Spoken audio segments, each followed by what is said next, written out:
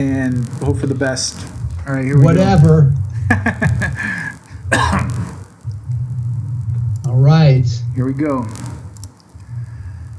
All right. Good evening, everyone. Welcome to the Mechanics Institute on this Tuesday evening, live from virtual downtown San Francisco.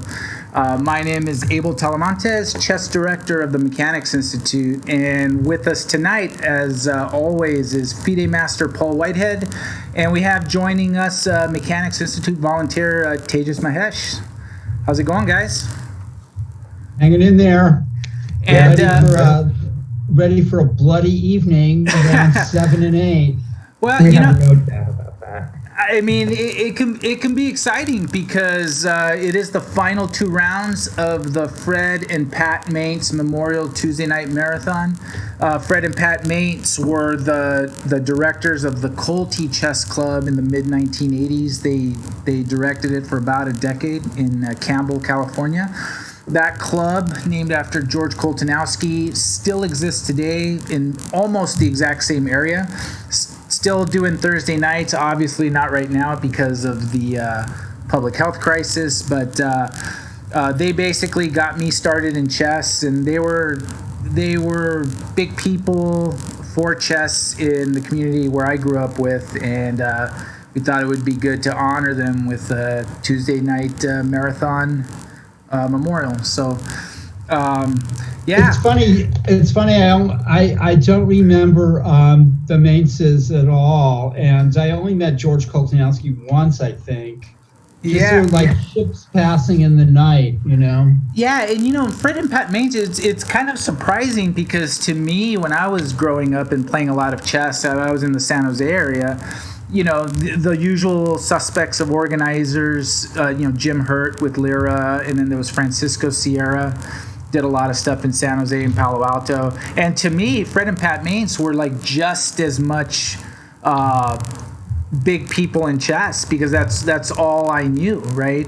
Right. And, over the years, I mean, shoot, it's, over 30 years later, I actually don't see a whole lot written about him, sort of to my surprise. But, maybe because they didn't extend their outreach beyond Campbell. I know they moved to, Reno and did some stuff over there. But, maybe it was because of that, they just stayed with Colty. They didn't go out and organize, big events and didn't do anything with the U.S. Chess Federation.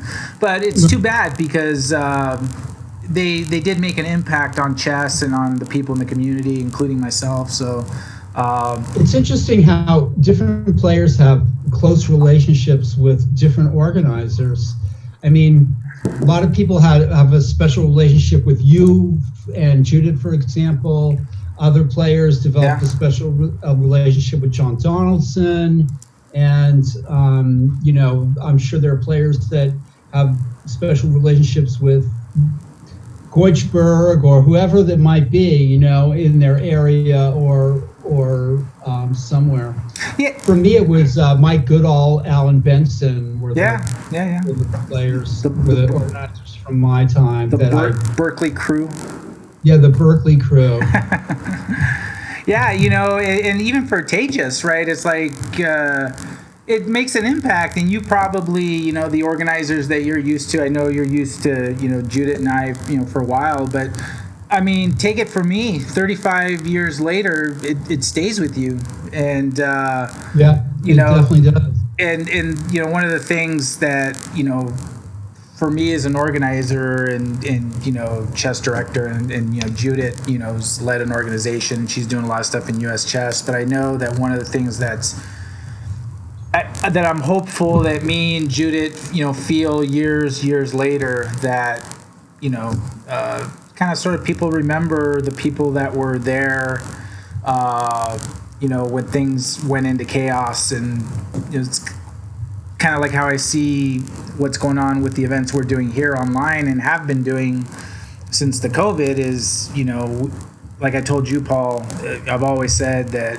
our goal is to keep the community together, not to, do like, and that's what good organizers have always done. I mean, like there was always a feeling of, going to Jim Hurt's tournaments or going to Alan Benson tournament or a Mike Goodall tournament, that the organizers were warm people that were fair and interesting personalities in their own right, not necessarily the top flight chess players, but just like they were as an important part of the whole thing, the whole experience of chess tournaments. And it's funny for me, like, years after the fact, even though I competed in so many scholastic events and, won some awards in scholastic chess, I actually barely remember any of that. Like, what I remember is that,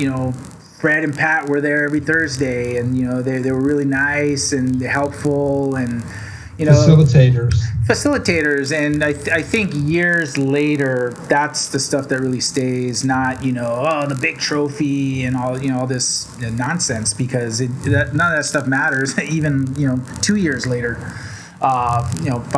much less 5, 10, 20, 30. So anyway, we're sort of digressing here. The tournament has started, so let's see the action here. Kyron Griffith in clear first by himself, right, with 5.5 out of 6. And he is playing Jonah Bush, who's coming right after him, as we can see. Let me pull up a bunch of games. Khan, advanced variation. And it looks like Kyron's defending his title from last TNM. Yeah, he's on the path to victory. I mean, he's a half point ahead of the field. He's only a half point. Yeah, he's only a half point ahead. I thought he was a whole point ahead. Yeah, let me see. Let me pull up the standing just to confirm. Yeah, only a half point ahead of Pranav, Cyrum, and Jonah Bush. So, and Elliot Winslow is not that far behind.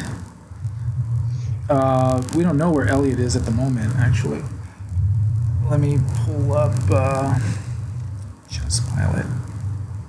I have no doubt he's doing an excellent job since last week. Who? Elliot. Yeah, no, and I don't believe Kyron has played Elliot yet, so something that I don't think so. If Elliot wins his round tonight, there's a good chance that he could be facing Kyron for a chance to tie for first if Kyron wins. So yeah, I mean there's still a lot to play for. Let me find Rui's game. Who's on board 2? Well, board 2 is Elliot Winslow and Pranav Cyrum, but their game has not started, and I'm guessing it's because Elliot is not yet logged in. Now he's finally logged in. I can see that. So his game will be starting soon. That's a good matchup. Yeah, board 3 is Rui Yang against Mansour Mohammed, which should be an interesting match because I don't think they've ever played each other. So that should be one to watch, and I'm looking here and I don't see Mansour logged in either. So yeah, Judith is saying that they're not logged in yet. Yeah, so players, you need to get your butts in here and start playing chess. Yeah, please give us some content to talk about. Yeah, we want to critique, aka criticize what's going on. So I have this opening. Okay, here we go. I'm just flipping games for right now. So let me just pull them up and then we can flip up. It's funny the players that don't have names, they're just ratings. Yeah, so I guess there's a function where we can pull up, like if they have a real name, like that'll come up rather than their user. Right. But if they don't have a real name, then nothing shows up. Right. Or you get unknown, best not to show. Like the unknown comic. Do you remember the unknown comic, Paul? No. The unknown comic, what was it, the Gong Show, and a guy would come with like a paper bag over his head, and with the holes. I missed that one. Is it me? Yeah, I'm probably embarrassing myself. I should know it probably. All right, so I got a bunch of games up. So let's start with board one. Here we go. Jonah Bush, my dark horse pick. I'm puzzled by this opening a little bit because, I mean, it's an advanced Carol-Con, but I've never seen this position arising out of it. I always want to like white in these openings because I used to play the advanced Carol-Con myself. I played a different variation of it, but So what do you think here? I mean, he's got to take the pawn with the queen, no? Or is there another option? Check. Well, there's knight b5. There's knight b5, and that looks very tempting to me. Oh, yeah. Queen yeah, e5 with the check. knight on b4, I think that'll look a lot better for white than with the queen. Really solidify on the d4 square. And look at that. e2. Well, there's g6 too. That's another move for sure. Well, maybe that could have waited, but I mean that's an interesting looking move as well. but what would you do for bishop into g6? Well, I mean, white's going to take on g6 and then play against the pawn on g6 and the pawn on e6. So, do you think there's any chance this was prepared for, or do you think this just happened? I mean, my knowledge of book is so limited. This could actually be a book position, and I just don't know it. But I've never seen it before. Because I do think I like white's game, after knight g6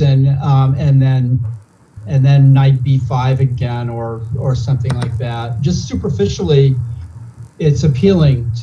White's game is appealing with the two bishops and weak pawns around the board.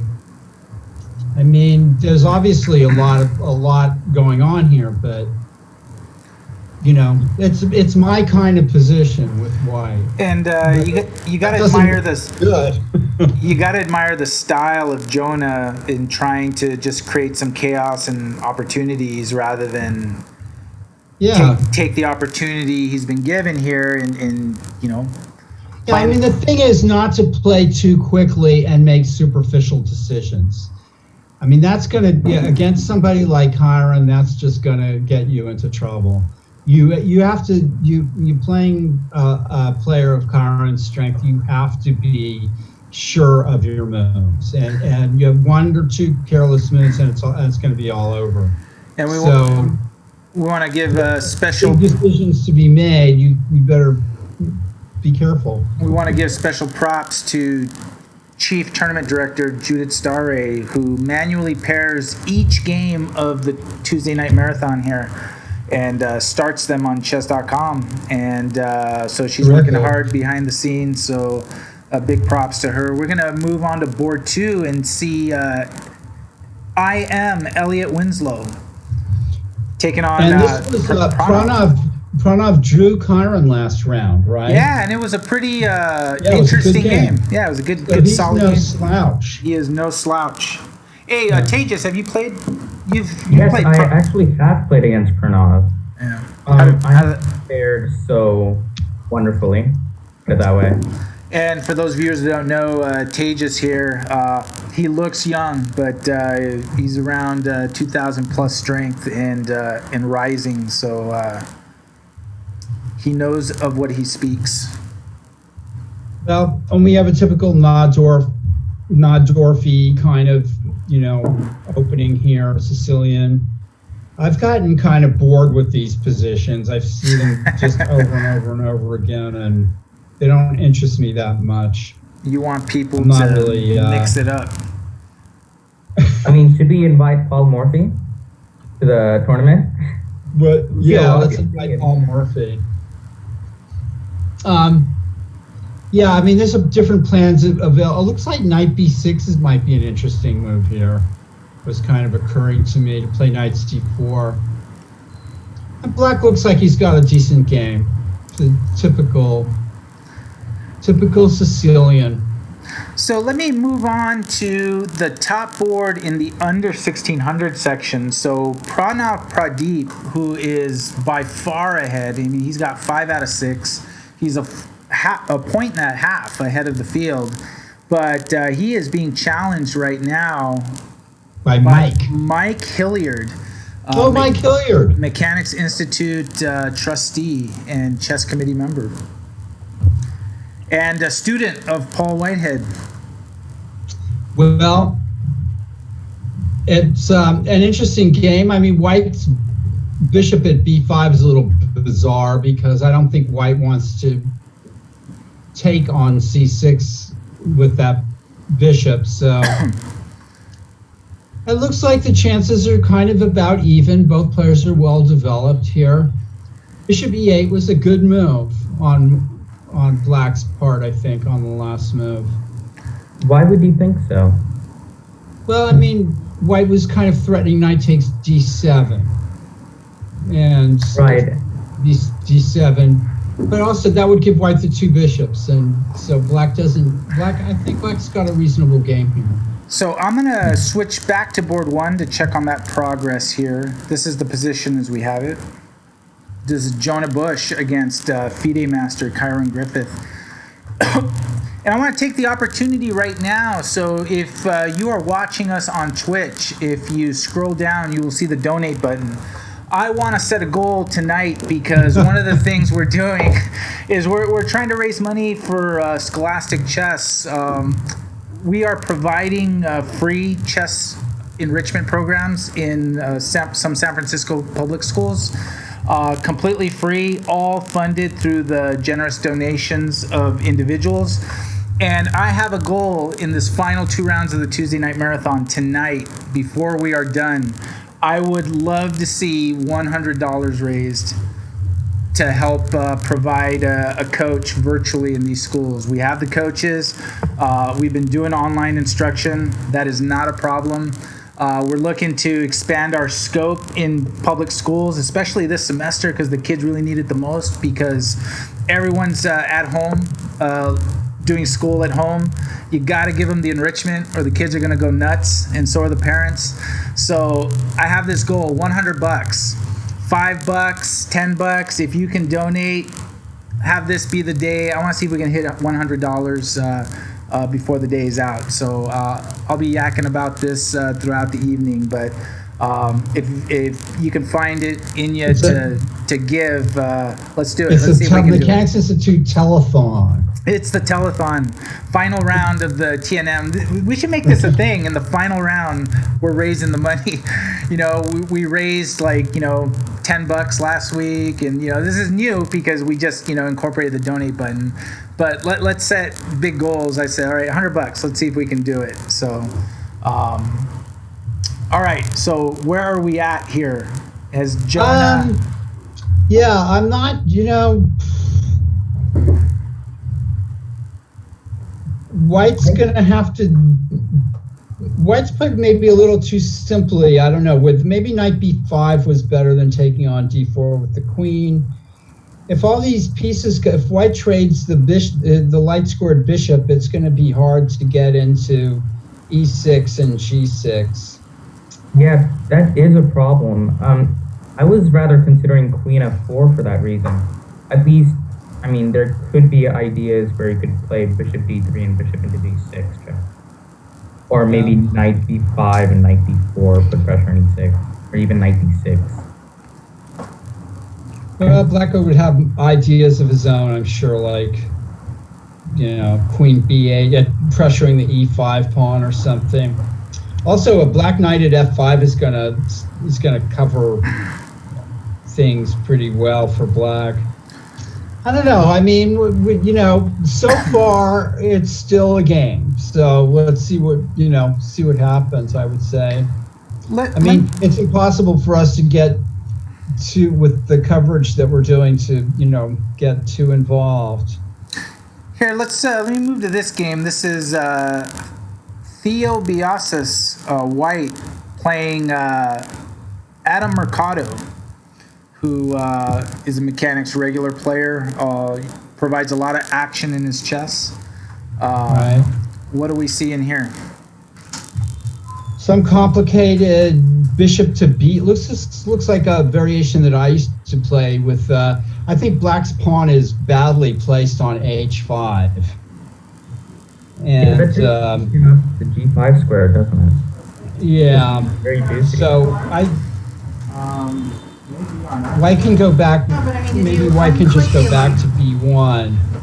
I don't know what With the plan of rerouting through. Knight d5 might be possible, but I don't know, black has made a mistake by playing the pawn to h5, and that's going to come back to haunt him. Yeah, I mean, there are ideas of putting pressure on f7. For example, if black doesn't play a5 himself, white will push a5, and then maybe something like queen b3 and bishop c4 could be one plan. Yeah. Any breakup of the, with any breakup of the king side, it's just a strange structure for black to have over there. Well, what do you think about black's plan? I mean, black is about to play bishop a6 and exchange off those light squares. That's not to black's advantage, I don't think at all. That would just give white's knights points of entry on the queen side. I see. I don't think black should be thinking about trading his white squared bishop. Let me move over to board 1. Check on that. Queens have come off the board. Not really. Wow, What do you well, think? black's opening is a success, almost, at least. Still has a couple of weaknesses to cover, but otherwise, it seems to be going pretty well. Although he's down a pawn. Yeah. I mean, this is a little bit clever of white to sort of, say maybe one day there'll be a bishops of opposite color endgame, but this has not gone well for white. I don't think. Well, Kyron still has a lot of defending to do, so he can prove that pawn advantage. Yeah. But you can agree that some of the initiative has been kind of lost. Bishop e7 was a very nice move. It just really controls that h4 pawn, really controls the rook on h1. So maybe there could also be ideas of g5 and creating a passed h pawn. I guess, sure. So if I'm white, I want to play f4 and then play king f1, king g3, and then, find some way to play knight g5 or something like that. Where do you think white would play? Which side of the board? This is a good what? Which side of the board? I think if white can play king f2, king g3, and then prevent black tactics on black infiltrating at c2 or something with the knight, white probably will be okay. We have a comment in the chat that g6 is pretty weak, and with the white squared bishop and then the open file. Yeah. Well, black's going to play knight. This is not easy. It's not easy to evaluate properly. Let me flip to this game. Still some ways to go here. Here we have a battle of two Scholastic players, both of them strong. We have Natish Nathan against Ayan Zaman, and we are at this position here. Ayan had a tough one last week against Jonah Bush because I think he had some advantage, but Jonah was able to create enough tension to eventually break through. I don't know. 95 is a good-looking move. I mean, it seems to maybe solve some of black's problems in a tactical way. I don't know if this is just me but I do kind of prefer the knights over the bishop. So I guess one idea could be just to take on d5. I mean, with that knight on d3, that could be scary. That's true. I think it would probably be kind of close to even, though. Yeah. I mean, I would have to see. Yeah. Let me check White this. would then be aiming for exchanging off the rooks, wouldn't he? Because then he takes d5, knight f3 check, followed by bishop takes d5. And then, I mean, white maybe have slightly better minor piece, for sure, but not that, no black weaknesses to maybe knight g5, g6, and rook d1. White's got a little bit of an initiative. I'm moving on to Pranav, Cyrum, and Elliot Winslow. This is our board 2 matchup. Wow, d5 in. Is that really? It looks like White's made some bad mistake. Oh no, White's won a piece. Oh, I see. Is the queen trapped? Uh-oh. Queen is trapped. Uh-oh. Wow. That is one queen trap. But shall we go back a few moves, or? well, we could, but this is interesting. Here we go. Oh. So black played d5 and then trapped the queen, sacrificing a piece, but the queen Yes. is trapped in the middle of the board. That's what an happened. interesting idea. There.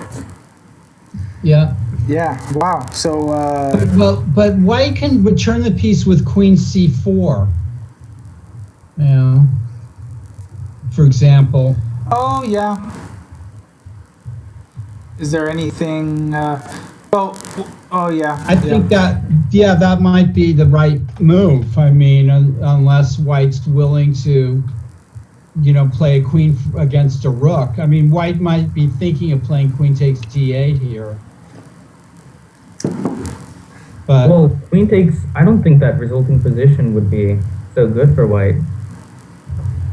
With the position kind of. I agree. It probably is not. Queen d8, bishop d8, bishop b6, and then probably queen takes c2.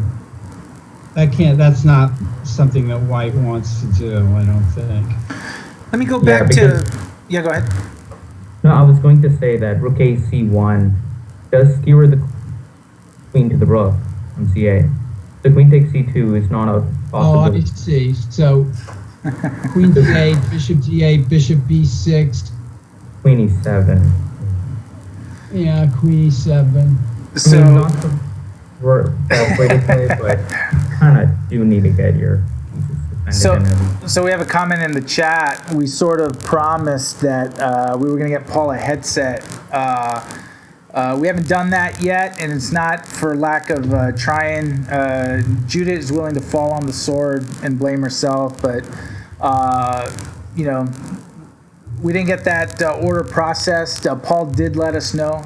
So the fault lies with us, not with Paul. I believe in wearing headsets. I'm not one of these anti-headset kind of people. Yeah, you want to look like a football coach on the sideline, right? Barking orders. So we are working to take care of it. So we blew it. We let you down, Omega Mania. So we're gonna do better. We're gonna do right by you. Let's go back to board 1 here and see if Jonah has made any progress. Well, it looks like some progress has been made, but I can't say how much. Or by whom? Yeah. Yeah, that's true. I mean, so white's threatening bishop d7, and I don't think, if black plays knight takes b5, knight b5, rook a8, we're already getting into the kind of territory that this, I mean, knight b5, rook a8. That's just. Now the threat is rook takes b5. Right, so knight c3 is forced, but then no, it's not forced because white can give up the a pawn. I mean, knight c3, bishop b4, and white's going to lose the a pawn anyway. So yeah, that's true. So, but the question is, what's the best way to give up the a pawn? Well, just play something like king. Yeah, that's a good point. If b3, rook b5, I mean. Yeah, king f2, there's rook takes a4, rook takes a4, rook takes a4, king f3. But I feel like but it looks like black is doing okay there. I'm not sure what Jonah Bush got himself into here, and it looks like he played some tricky move there with knight a7. Yeah, that's a very tricky move. Flummoxed white there, got into a little bit of an issue. But I mean, all right, knight takes b5, knight b5, rook a8. I mean, let's try knight c3, maybe. And we would have bishop e4. b4, king e2, take, rook b1, and then everybody starts slaughtering everybody's pawns. That would be bad for white. Yeah, I think that would be bad. So yeah, because the resulting 3 passers on the king side. Yeah, I don't know what Jonah's got going here. let's see what happened with board 2 with Pranav and Elliot. It looks like what you said would happen. Yeah, he played queen c4. Well, black's got some pressure here, but you know, I mean. There is just one interesting idea with bishop c5 maybe, because bishop c5, bishop into c5, knight into c5, rook into c5, and there's rook d8 check. And the back rank is pretty weak. Black could play rook takes c5. Yes, that is a possibility. And then maybe white would, okay, rook takes c5, knight takes c5, bishop takes c5. Rook d8 check, bishop f8, then wait a minute. No, wait a minute. It's bishop takes c5 with check. Oh, well, that's an unfortunate king on g1. Nothing wrong with my calculations, everybody. It's just a king. So Erica Malikin's in the chat wanting people to check her game out. Yeah. We're rooting for you, Erica. We're rooting for you, unless but we're rooting for you, but everyone's going to stay here at Mechanics, Mechanics Gym. I mean, structurally, this position's a little better for black, but it's got a long way to go. I mean, if black can play king e6 and knight d5 and then pawn f5 or something like that, but there's a lot of moves that black has to make in order to sort of, you know, speak of a real advantage here. So let's go with that king majority. It's definitely going to help white for some time. Back to the top board. So he's gone into this. This is just unfortunate for white. Yeah. And there's just no way to defend this. To defend the a pawn, and then these pawns over there are looking weak. And I think that you know, Jonah really needed to. He's only used 10 minutes, and we're already in the middle game. I mean, I think this was an unwise use of time by white here. But if he complicated situation, he moved way too fast. Oh, I see that. Yeah. And white's just got chronic now. Now the whole structure over there just looks weak with the pawn needing to be defended. And he can't just play b3 because of rook takes knight. Yeah. Knight c3 is met by bishop b4. And that's probably even worse to get your pawns all ruptured as well.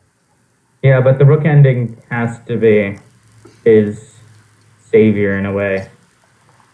If nothing else works. I mean, maybe he could try to defend, like, with king e2, rook takes a4, rook takes a4, and try for something like c3 and knight d4. But I think it's kind of unrealistic. Well, I mean, white's got to play some moves here. Yeah. Anyway, this is just not what should have happened. I think white could have done better in this game. But that's, you know, that's a different story entirely. So moving to Theo Biasis and Adam Mercado. And black has sacrificed the queen for a piece and a rook.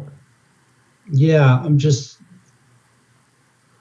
if the sacrifice Well, was this is I thought Black was under some pressure, so this is kind of an interesting development. But I have to say that knight on c6 looks extremely Yeah, low. I mean, this is White can play bishop f4 here. I think I agree, but still, this is kind of it was interesting. Knight takes a4. I mean, Black was in trouble in this game, I think, and who knows how this happened, but it's an interesting development. But I think White. I'd rather be White, but anything can happen here, and Judith is advising that Mansour Mohammed has 5 minutes to show up, or Rui gets a forfeit win, which is unfortunate for her because I know she wanted to play. Yeah.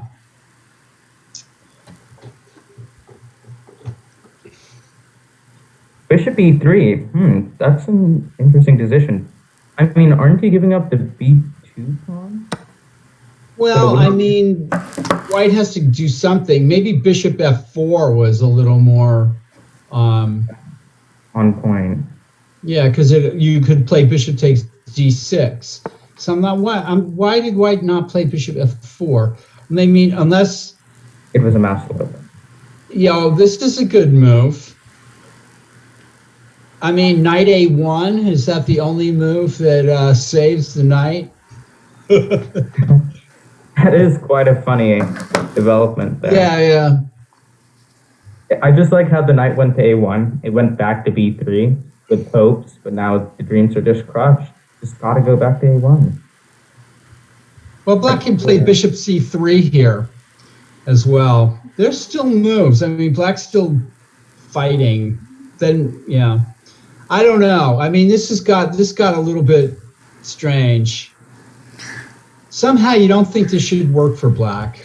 I mean, but unless that b pawn really rolls down the board, I don't think this is going to work so well. Well, he tried with the h pawn, and now he's going to try with the b pawn. Yeah, let's take advance one of them. Let's take a peek at this game, just because it has an interesting look. This is Ramachita against Bruce Wishard. Well, it looks like there's many tactics in the air. Nice move. Nice shot. Yeah, knight rook takes e5. That's really nice. All right, but Black can actually wiggle out here, I think. But with queen takes b1, rook e8, queen g8. No. Just lose. He's lost a piece. Rook takes e5 was a nice move. That's it. Game over. Congratulations to my student. Yeah, and speaking of which, Daniel Perlov also in the chat says loses a piece. So, and Daniel Perlov, congratulations to him. Apparently, he got a nice win in his game today here. So, and now the Schweissenzug. That's the perfect word. The German word Schweissenzug. Rook takes e8 check. Yeah. There you go. A nice tactic. We should put that in the curriculum. Schweissenzug. Do that. I'm counting on you to spell it. Let's give Daniel Perlov a little love here. Let's see what he's impressed with his win here. Let's take a look real quick here. Delivers that. Takes that away. This is pretty much...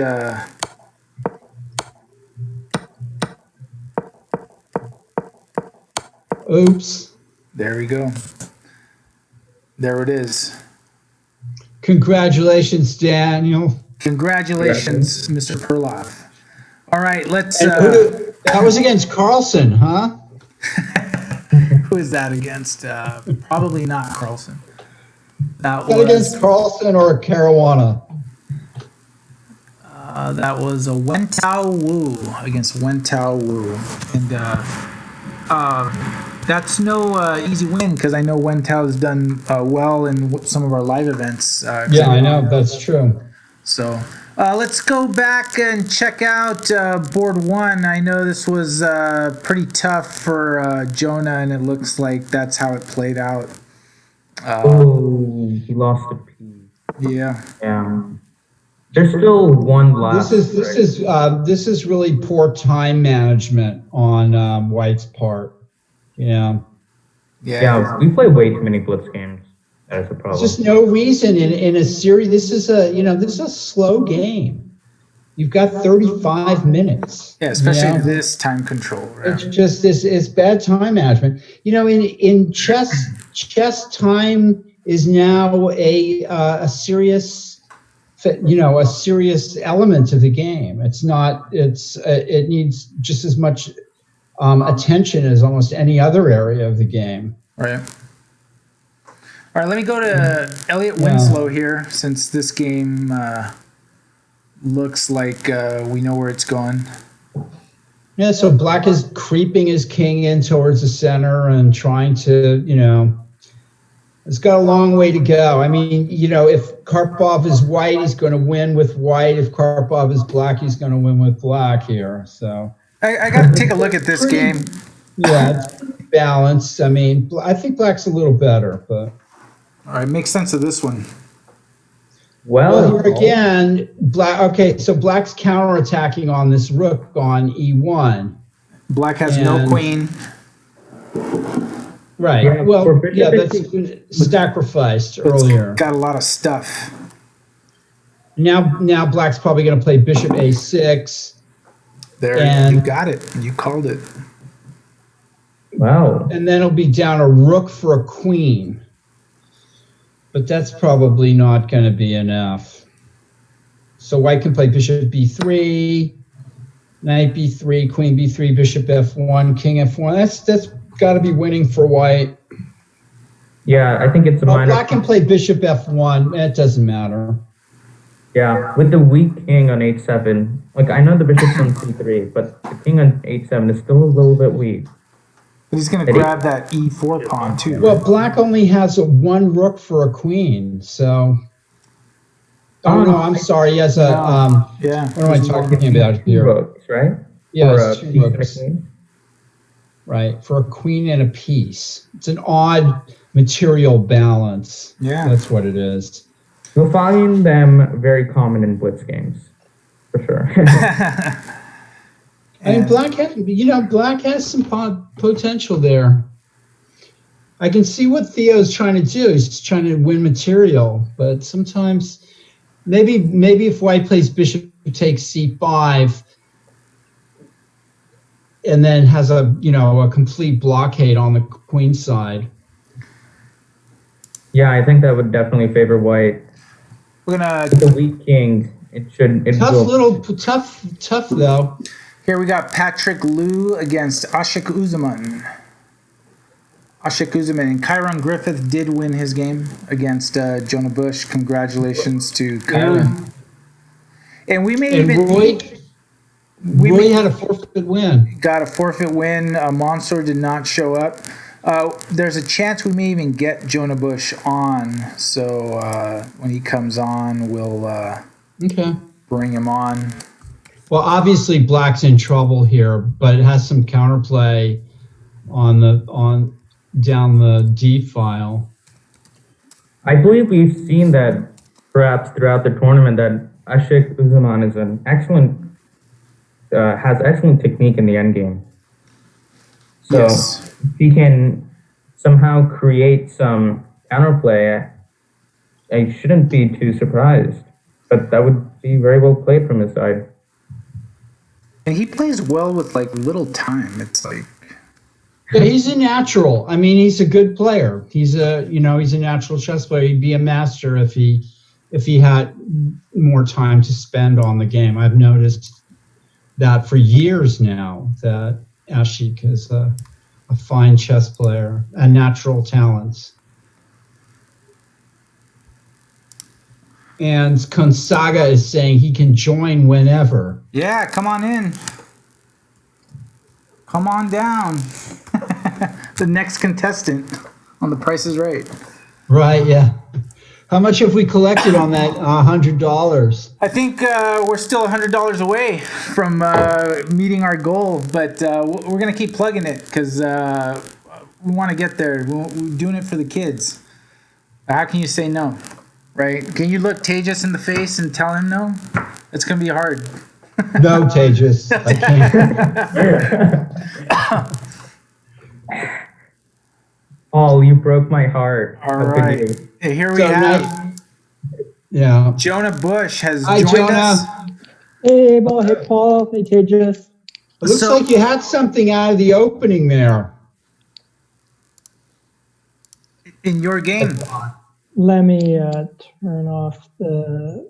I've got a silence. Oh yeah, the Twitch. Yeah, just silence the Twitch there. Yeah, I mean that's one of those openings that's sort of like you go for the king, you best not miss. And I gave it my best shot. He's, extremely strong. But you looked pretty good though. I think there was like a critical moment, and Paul was sort of mentioning. What do you think he should have done? What was sort of the? I think time management was sort of the thing he was harping on. It was probably. I was harping on you, Jonah. I was saying too fast, too quickly. That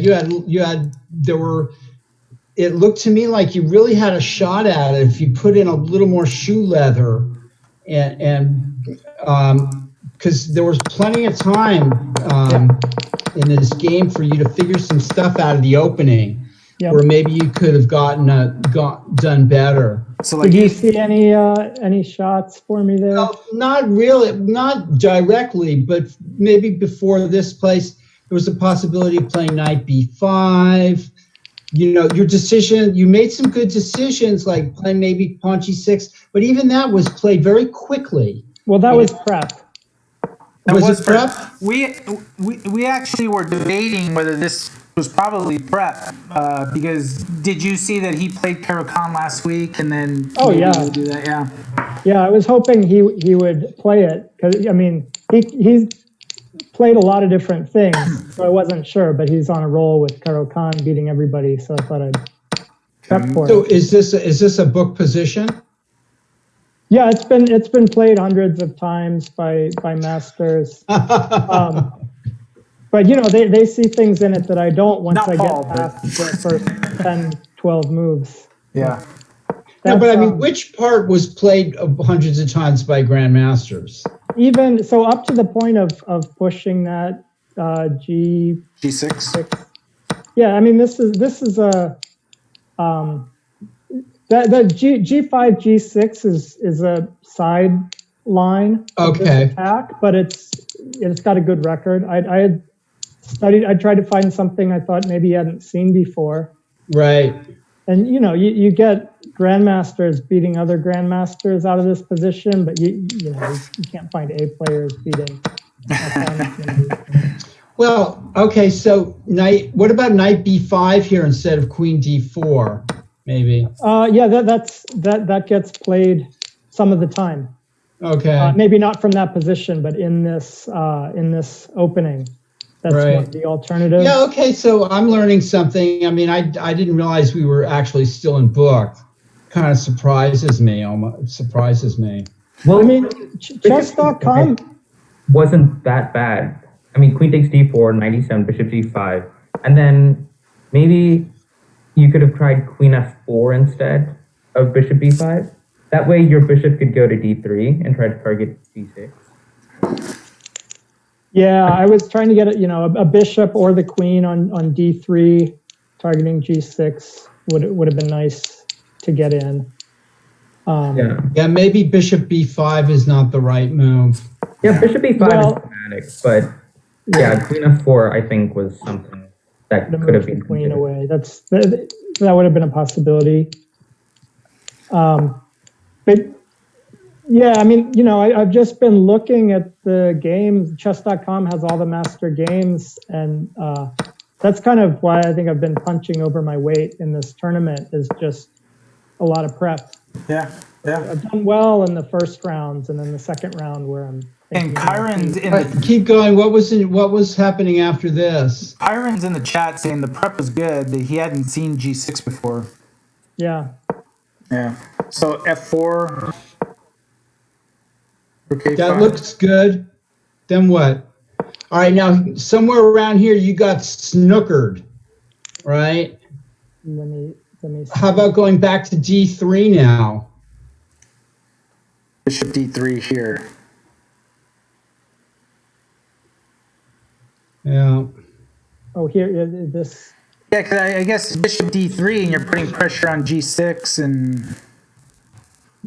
Yeah, you got So this snookered is where around I here. fell apart for sure. Yeah. The I knight mean, was a Bishop mistake. D3 is the natural move.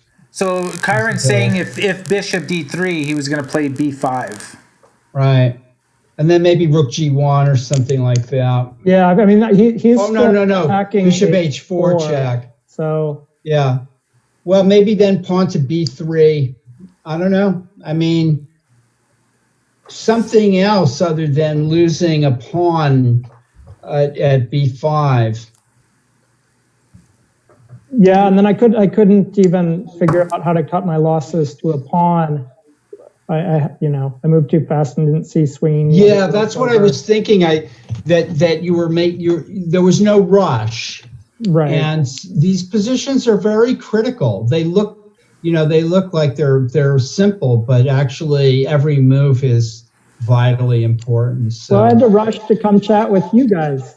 Yeah, that's why somewhere he was to moving be. fast, right? It's Yeah. like, the games can come and go, but being on the broadcast will last you a lifetime, right? That's right. Let me go back to this game because it's just completely wild. This game between Theo and Adam Mercado, but whose move is it here? I mean, it's this Black's has kind move of here. gone the way we thought it was going to go. Yeah. That bishop on b3, I never thought bishops were excellent blockaders, but it looks like it's going to do an excellent job there. I mean, after, dc5, queen takes f1, all the light squares are in white's control. Yeah, I mean, however Black decides to, trade minor pieces here or whatever, or not trade them, White's just queen and a piece for 2 rooks. Yeah, that's... But that bishop on b3 is in a good role here. So here here comes Elliot. E4 check, huh? Wow. King takes, knight e5 check, and then rook e4. Nicely done. Hey, Jonah, was that your first IM victory against Elliot? Yes, and I'm still just walking on air from it. Yeah. So, That's a bad move, King C2. I'm sure he's not happy about it, but I really gave me a lot of joy. He gave you props. He got beaten straight up, and that was a good game. Well, it was I just found a line that I didn't think he'd played. I didn't think he'd mastered it yet, and then just learned it. And in that case, I think he just took a lot of time trying to figure out what I was doing, and then I got up on time by the end. But that was, I'll sort of frame that game and put it on my wall for a while. Yeah. Really. Oh, White. Looking at this game, Pranav definitely blundered with King C2. My king should have gone back to E2. I mean, look at that. When white pushes f4, it all the pawns are on the dark squares. Well, yeah, plus probably losing a pawn right away with knight C4 anyway. Knight c4, there's bishop e6, and then knight takes b6, ab6, and then bishop c5. Is this going to be another game where, as we saw over White has really misplayed this. And actually, Paul, I don't know if you watched over the weekend. We had Sunday. We had a USCF rated. Elliot and Stearman both played it, but Elliot grinded through a few wins where it got to what appeared to be a somewhat even endgame and just incremental advantages on top of each other and got the win. And I'm wondering if this will be another example of that. Well, this White's blundered a pawn, and that makes it a little easier for. Because of knight g4, yeah. Yeah, or f4, knight c4. Yes, because if you play knight g4, there's bishop g1. Okay, there's bishop d6. I have to agree that matters. Yeah, I mean, Black has probably got various ways to win. I mean, White's just played badly. The last couple of moves were there. After e4 check, he could have just taken on e4 and avoided all this. Yeah, I think that was the best way to continue. And for viewers just tuning in, Paul just calls it like he sees it. There's no filter whatsoever. Well, I mean, it is what it is. It is what it is. Yeah, if F4, knight C6, knight C4, bishop B6, knight B6, A B6, bishop D8 wins the pawn. Yeah. Straight up. So white's losing here, actually, because, let's do a peek in on Pranav Pradeep and Mike Hilliard. Careless. Well, it looks like Mike does have some pressure along the c3 pawn and a very nice center. So I have to comment on that bishop on b7. It has potential. Don't worry, it has potential. It can open up, right? Yeah. Well, I mean, black can play pawn e5 right now. Yeah, that is a good point.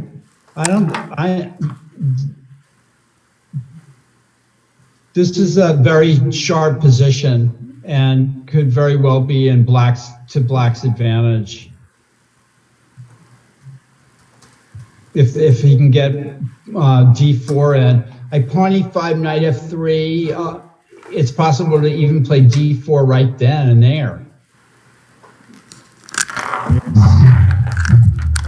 Yeah, that rook on e3 looks really misplaced for that d4 pawn, but it wouldn't. The ideal world is now, but if black plays e5, that's no longer possible. Let me check. Both check players are always trying to find their ideal setups. We have Patrick Liu and Ashik Uzman here. Well, black's gotten a lot going for him in this game. He's still a pawn down, but there's, white's pieces are tied up. That knight at h2 looks terrible. I have to say that knight on h5 is actually doing a good job. Even though the knight's on the ram, it has more potential than the knight on h2. So the problem is you're pawn down, and maybe white can find some way to consolidate. And Well, we've got to be careful. Something like rook e8. I know we're taking a rook off an open file, but maybe rook e8. That way, for rook d1, we could play rook c5, d6. And then just keep attacking the pawn. That's a good idea. Yeah. I like that. Yeah. Here we go back to board 2.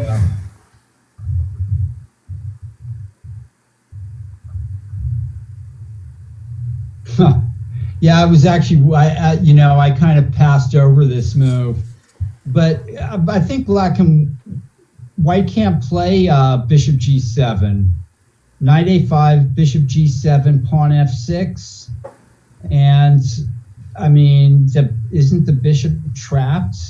Not really, because there's bishop a6 and f5, or f5 first and then bishop a6. I was actually thinking f6 in this position. That way, or let's say... Then white can save the pawn. Right, but then you have bishop d6, and that skewers the f and h2 pawn. It's true. Okay, so Jonah, how much chess study do you do? Do you do like on certain days, or like just when you can, or? I've been, I've been doing a lot more of it in COVID. I've got a few apps that are, just teach yourself chess for the 1800 to 2400 range, and so I've just been learning new endgame patterns, learning new strategic patterns. It probably ends up being hours a day. It's good for you. I mean, I wish I put that kind of effort when I was trying to get to 2200. And now it's sort of, everyone's ratings are sort of frozen, so I can't assess progress in quite the same way, but I'm hoping that when it comes back, my goal is to get to 2000. So I'm surprised you had to have been sort of close or on the cusp there. I've got I got to 1930, 1940. Yeah. Actually, I Almost was. there. I mean, this was 30 some years ago, 33 years ago or something. I was at 1950 for a while, and I had one tournament where I went 6-0, and then I shot up to 2036, and then that was my. But it took me a good year to hit that. But then after that, I hit the wall. I couldn't get past that, and now the rest is history. I was never meant to get there in 2200, but it's Jonah, difficult. It takes my deliberate advice study. to you, Jonah, is shoot for master. Okay. And because what you want is to have the attitude that you can get to that strength, and that anything below that is within your capabilities. I mean, to my mind, there's not much of a,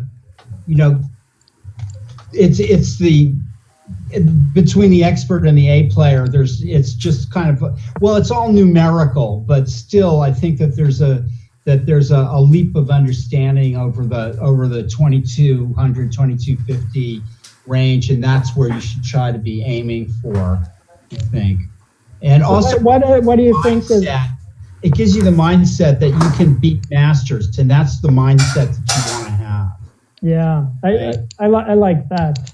What do you think separates the experts from the masters, or what's the difference between a 2000 and a 2200 player? I think it's some of the recognizing critical moments in the game, and so that you're using your resources, so that you're hunkering down when and not letting things slip away, So it's an increased concentration over the game, where you have less lapses of concentration, and you're also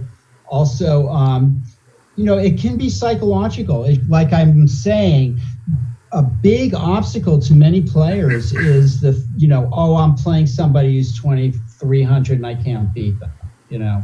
What you want to have is the attitude that you can beat anybody. When you sit down, you can beat anybody that that you're playing, and so that can be part of it. I remember during go ahead. No, I was going to say, I remember during a U.S. amateur team championship, there's a FIDE master, Teemu Virtanen. He's from Finland, but I mean, he grew up here. He's a student at UC Berkeley. And strong player, 2300, and he played a U.S. amateur Team West. And he played a team where he had to play Enrico Sevillano, grandmaster. And fought tooth and nail in that game, where he had a rook and a knight against a rook, and got to the point where 50 moves passed, he couldn't make any progress, and he came out, and I was like, fantastic job, and he was just frustrated, and I said, dude, you got to draw against a GM, great job. And then he looks at me, he says, I don't want to draw grandmasters. He says, I want to beat grandmasters. And I'm like, that's the attitude that you have to take. Yeah, I think that really is a large part of it, is you want to sort of do the best you can no matter who you're playing. Otherwise, really, so familiarize. You guys remember there was at the Simul against Mamad Yarov, that we had a guy on about board 8 who was up in position and down on time and nearly beat him.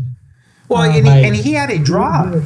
He had a drawn game, and he was running out of time, and then he blundered. Right. He was very, very frustrated. And I was like, that's a huge moral victory. Yeah, but that's probably what he was thinking, was he doesn't want a moral victory against Mamad Yarov. No, and then just if to have that kind of mentality in all of your games, well, anyway, it's also all the sort of the chess knowledge that you have, always trying to play people stronger than you, and so on and so forth, and familiarizing yourself with, the great chess games and the great themes, of in chess. And just switching games to do a check-in, we have Chelsea Zhu as white against PJ Leotino as black. Well, this is a tense little game. I mean, white's up a pawn, right? So, on the other hand, the pawn at b4 is attacked. Was there any specific reason that black didn't exchange off the queen? Was it that, black was trying to push for a win, maybe? Right, the black queen was on g5. So yeah, why not queen e3, bishop e3, bishop takes b4? I agree. What was wrong with that? I don't know. Let me look at this Christian Clemens game here against Daniel Lin. Wow, I'm really liking white's position. And even more so now. Oh yeah, white looks like white is gonna grab a pawn, right? Yeah, white and everything else. Cruising good. All right, back to board 2.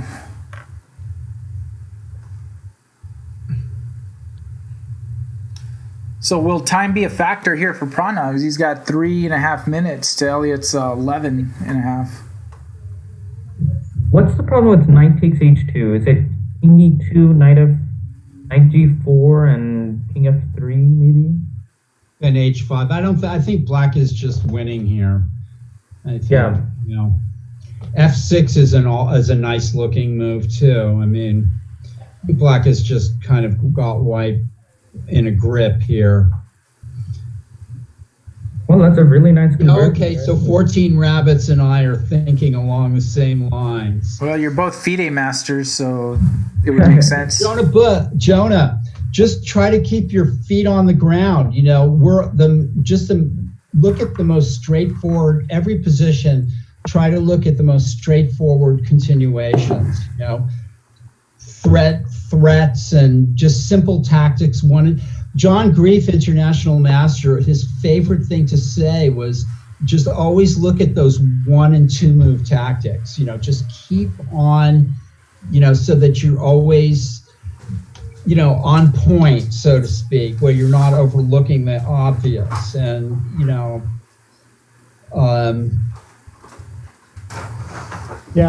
the best players just have this lucid kind of play where, it's just, play over games by Karpov and Capablanca and end games by, Rubinstein, and you just see this kind of logic played out in front of your eyes, that's like very inspiring in terms of play, I think, and kind of a good model to get to model yourself after the great players, and your play after the world champions and stuff like that. Kyron Griffith is in the chat. I think he sees the path to victory here for Elliot. He's already up a pawn now. Yeah, bishop g3 I think is the only move that can offer resistance, maybe. Or, okay, I guess h3 maybe. I was thinking of bishop g3 just to create some extra blockade on the. This just looks, But, yeah. I don't know, I mean, black has very good winning chances here, obviously. King d6, knight g6. Yeah. Knight g6 is. Doing a quick thanks check-in. for having me on, you guys. Jonah, thanks for Good luck in your next game. coming on, and good luck in the final round. And just thanks for playing with us at Mechanics and kind of supporting what we do. Yeah, I love it. I love it in person and love it online. So keep up the great work. Thank you, and good luck in your next round. That's Jonah Bush. Bye, Jonah. Took on top seed Kyron Griffith, and but he's having a heck of a tournament with some big wins, including the biggest of his career against Elliot Winslow. Well, Ashik is going down here. Yeah. Unless, Ashik black? It looks like he's winning. Ashik is black. Yes. Yeah. So I think Ashik's getting the win here. Yeah. Oh, Ashik is black. I'm sorry. Yeah. Yeah. Okay. Yeah. No. Let's go back to board 2 real I've quick. got the names wrong. Let me, speaking of the names, let me do a little surgery here. So Elliot's got a nice endgame advantage, and it's black for choice, of course, the pawn up, and So if Elliot's able to convert, we're going to have a big matchup, I think, in the final round between I predict. Elliot. And Elliot would have White's white. played pretty. White has played is starting to play a better game. I mean, it's about time White started to sort of hunker down. It's almost the only problem is his time, right? Yeah. Okay, so Judith is going to jump in on the broadcast because she's got something to say, and when Judith talks, people listen. And I'm going to make a quick cup of coffee, so Yeah, I'll you be do that. right back. All right. Coffee, it's the life savior of all college students. That is what is in here, or what was in there. The most important thing you learn from college is to drink coffee.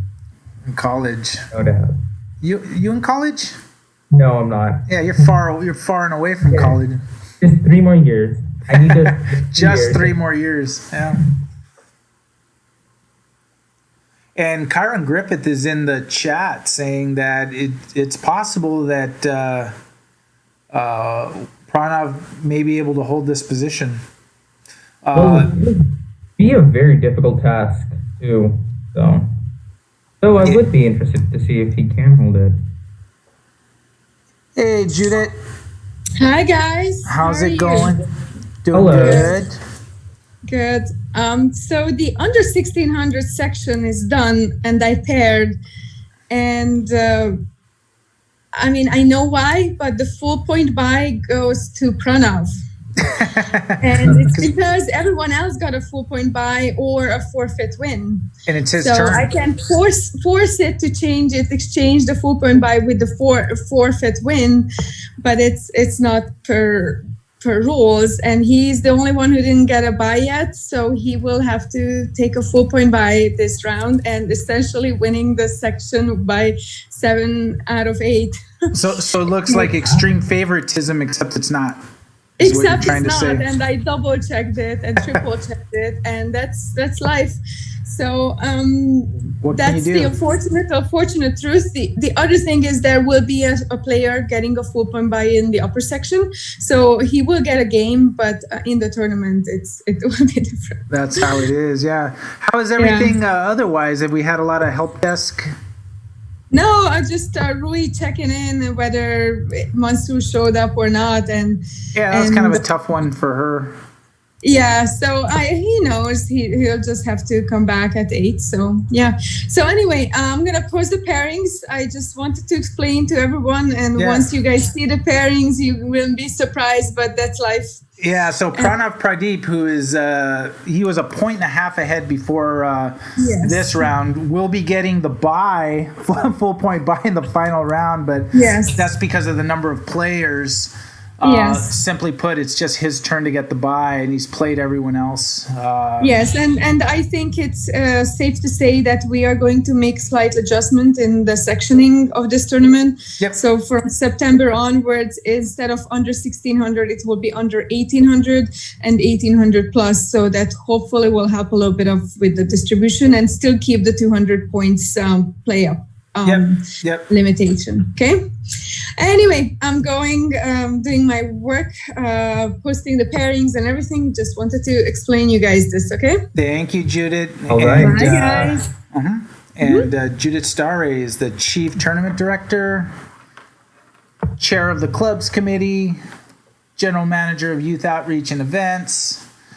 She does a lot. And most recently, in a big way, member of the U.S. Chess Committee, an online task force that crafted the official rules of online play, which were just approved. So She's a super busy person. And we have Michael Walder in the chat saying howdy. How's it going? Hello. How are you doing? And we didn't see how did he do in this game. How did Flights of Fancy do? Well, it looks like Pranav is really holding it somehow. He's holding it, but will his time be an issue? Because he's under a minute, and when end games call for precision, this is going to be a challenge. Yeah, but I don't see how Black is going to push forward. Yeah, I think that's one of the main problems. How is Black going to break through, in a sense? Is he going to take on d4 and hope for something? Because I don't think that's going to work very well. Maybe 97 check, but that allows king g5. Is there some kind of favorable endgame here? Yes, the bishop versus knight would be helpful. Since Black already has the f passer, I think he can forego the h pawn, but that would be quite a sharp endgame to play. Oh, let me fix this here. One idea could be just because I like chess, knight e7 check, king g5, knight g8, bishop h8, and f6 check. And then you just trap the bishop on h8. You're just trying to find little little cool shots. Yeah. I mean, come on. The bishop on h8 looks absolutely wonderful for Black. Is there any danger for Black here in terms of White maneuvering the king to grabbing the h pawn? Yeah, that h passer would be an outside passer, so it would be a lot more difficult for Black to enter a king and pawn endgame, because I believe any king and pawn endgame from there on would be losing. So it reduces the chances for Black to win significantly. It also just creates extra counterplay for White. So Elliot Winslow as Black is up a pawn, but he's trying to find a way to convert this game. He's got a nice time advantage, but it feels like it's getting tense. Yeah, bishop c1 was a nice move. It covered g5, king g5. But it did allow the knight to get more active. And we're sort of watching this game close because I think in all probability, if Elliot's able to pull this game off, he would be paired on board one against Kyron Griffith and have White. And that would be an interesting matchup. But let's take nothing away from Pranav Cyrum, who's trying to hold this game, and who knows, he maybe extract more from it. Ooh, that pawn on a5, b6, I believe, will be Black's move here. But bishop c3 does block an important route for Black's team. But isn't knight e5 coming now? Knight e5, I believe there's a bishop on d4, and the knight will have to be. Knight f4, maybe in this position, might work. I guess, but you do force h4, and then knight e6, maybe?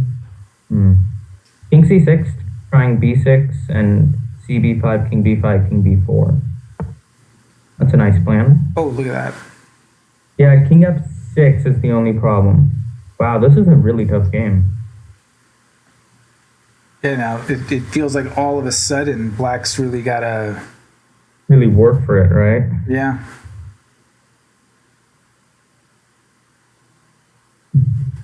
Knight f4 again. I keep on coming back to that move. Knight f4. Maybe you could pick off the pawns on c4 and b3 with the knight. Yeah. Anyway. Doesn't look like. There it is, knight f4. He immediately plays knight e5 check. Nice. Yeah, king d6, knight takes f7 check. King b7. Oh, wow, he played h4. Protecting that pawn for now.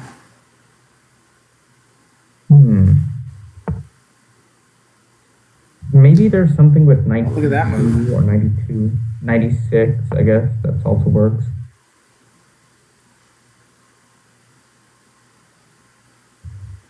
Maybe bishop f4, but The problem is the f7 pawn. Wow, this is a pretty... And Pranav, 10 seconds. It's trying really hard to hold it. Yeah, knight c5, knight b3, that's good. We got that passer right there. He's trying to grab these pawns, give himself a chance. What an interesting end. Bishop a1 was a mistake, says Kyron Griffith. He thinks black is winning now. Yeah, that's true. I do agree with that evaluation. Yeah, I mean, wow, bishop e2. Almost had to do that, right? Was knight takes a3 necessary? Yeah, because if you play bishop f6, you had bishop into f6, king into f6, and a2. All right, let's... Yeah. Looks like Elliot's going to convert this. If he just gives up the bishop for the pawn, and then wins the c4 pawn, maybe? No. There still would be drawing chances for black there. I mean, for white. Hello, Paul? Hey, Paul. You're kind of missing the show here. It's going to be Elliot forced to mate with the king and knight and bishop versus king. Well, if he can kick the knight out, knight d4. If he can kick the knight out from guarding the some of the squares. Yeah, I think he'll be able to do that probably. Yeah. Although you never know what's going to happen here. This should be, you know, I mean, white will be lucky if he can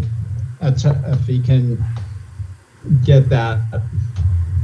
I feel like b5 should have been played instead of this knight maneuver to f8, maybe. But he does stop h7, so. Yeah, I wonder, knight f2 maybe? My white's in serious trouble here. Yeah. Maybe knight f2 was better instead of king d3. That way at least... Although, can black get anywhere without the help of his knight? I mean, I'm not sure what's going on here, really. King b4 and king a3 maybe? There, he took the pawn. So here we are. Does why did he do that? Does Elliot know his end games? His end games? I bet he does. I think he does. All right. We'll get to see it in action. Here. See, the problem though is that some moves are getting eaten up and the pawn's still on the board. I mean, he's going to have to deliver the mate, right? So it's almost taking away some of the 50 moves. Oh no, the capture of the pawn is going to restart that. Yeah. So here we go. It's okay. He has 1 minute. He can think about it. If that's enough time. Well, if black knows the pattern, then he can do it with his eyes closed. And you think he knows the pattern down? Of course. I don't know. I mean, I don't know it. Well, I believe the king is going to the right corner. We know that, right? I mean, yeah. And then there's a method to, I mean, I'm not sure white should have gone straight into the corner like that. Yeah. There was a tournament one time when, and I had nead seen this, and I organized and co-organized a bunch of big events where in the final round of a major event, in the open section, 2 games were simultaneously going on in the final round. Look at Elliot doing it. Yeah, Elliot's doing it. I definitely agree with that. He's starting the W. Is there king d7, king d6? Wasn't king There were f7? 2 games, huh? That's incredible. Yeah. I'm sorry, I didn't mean to interrupt you. Oh, no. And Elliot looks like he knows exactly what he's doing. If and you in ask both me. in both cases, the players didn't know how to do it. Elliot definitely knows what he's doing here. He's forced the king into the right corner. Yeah, look at that. Very economic. Fantastic. Beautiful. Yeah, it was just absolutely perfect technique. I think Elliot is taking a sigh of relief right now, and hopefully he didn't disconnect. I see. That's mate in 2, right? King b3, king b1, knight a3, king a1, and bishop d4. It's mate in 4. Yeah, he missed it. He was thinking. Too much. Probably found another way to do it. Now he's got to watch out. Yeah, I mean, you don't want to falter here. Yeah, there was a force mate. There he goes. Yeah. Nice. Wow, he pulled it off. Elliot Winslow. Well done, Elliot. Well done, yes. Very nice technique. Elliot Winslow grinds out the win against Pranav Cyrum. Actually, it almost felt like he was dodging bullets for a little bit because it almost seemed like the tables had turned a little bit on him. But there were drawing board in that game. That was not an inspiring game by White at all. I'm sorry. And all the games are done in this round, so the updated standings and the pairings are happening. I think right now. You've passed from sort of expert to master when the games that you lose to masters no longer look like these horrible grind downs in the end game. You know what I'm saying? When they're actually fights and they're won in a different way. These games where they're like the game is just lost for 40 moves. Right. It's just. Although while you were gone, and obviously I'm not at your level. While you were gone, it looked like White found their way back a little bit, but then it kind of went down again. Right. But Elliot went after the the queenside pawns, switched his flanks of attack. That might have been the only way to do it. Yeah, I mean, with that point, White's activity, Bishop and Knight and King were just all about to just destroy. And everyone, while we have a few minutes break before the start of the final round and a monster matchup on board one, in all likelihood, it'll be White, Elliot Winslow, Black, Kyron Griffith. That's what I've paid my money to see. Yeah, that's why we dropped down our bucks to Tuesday night, see the main event.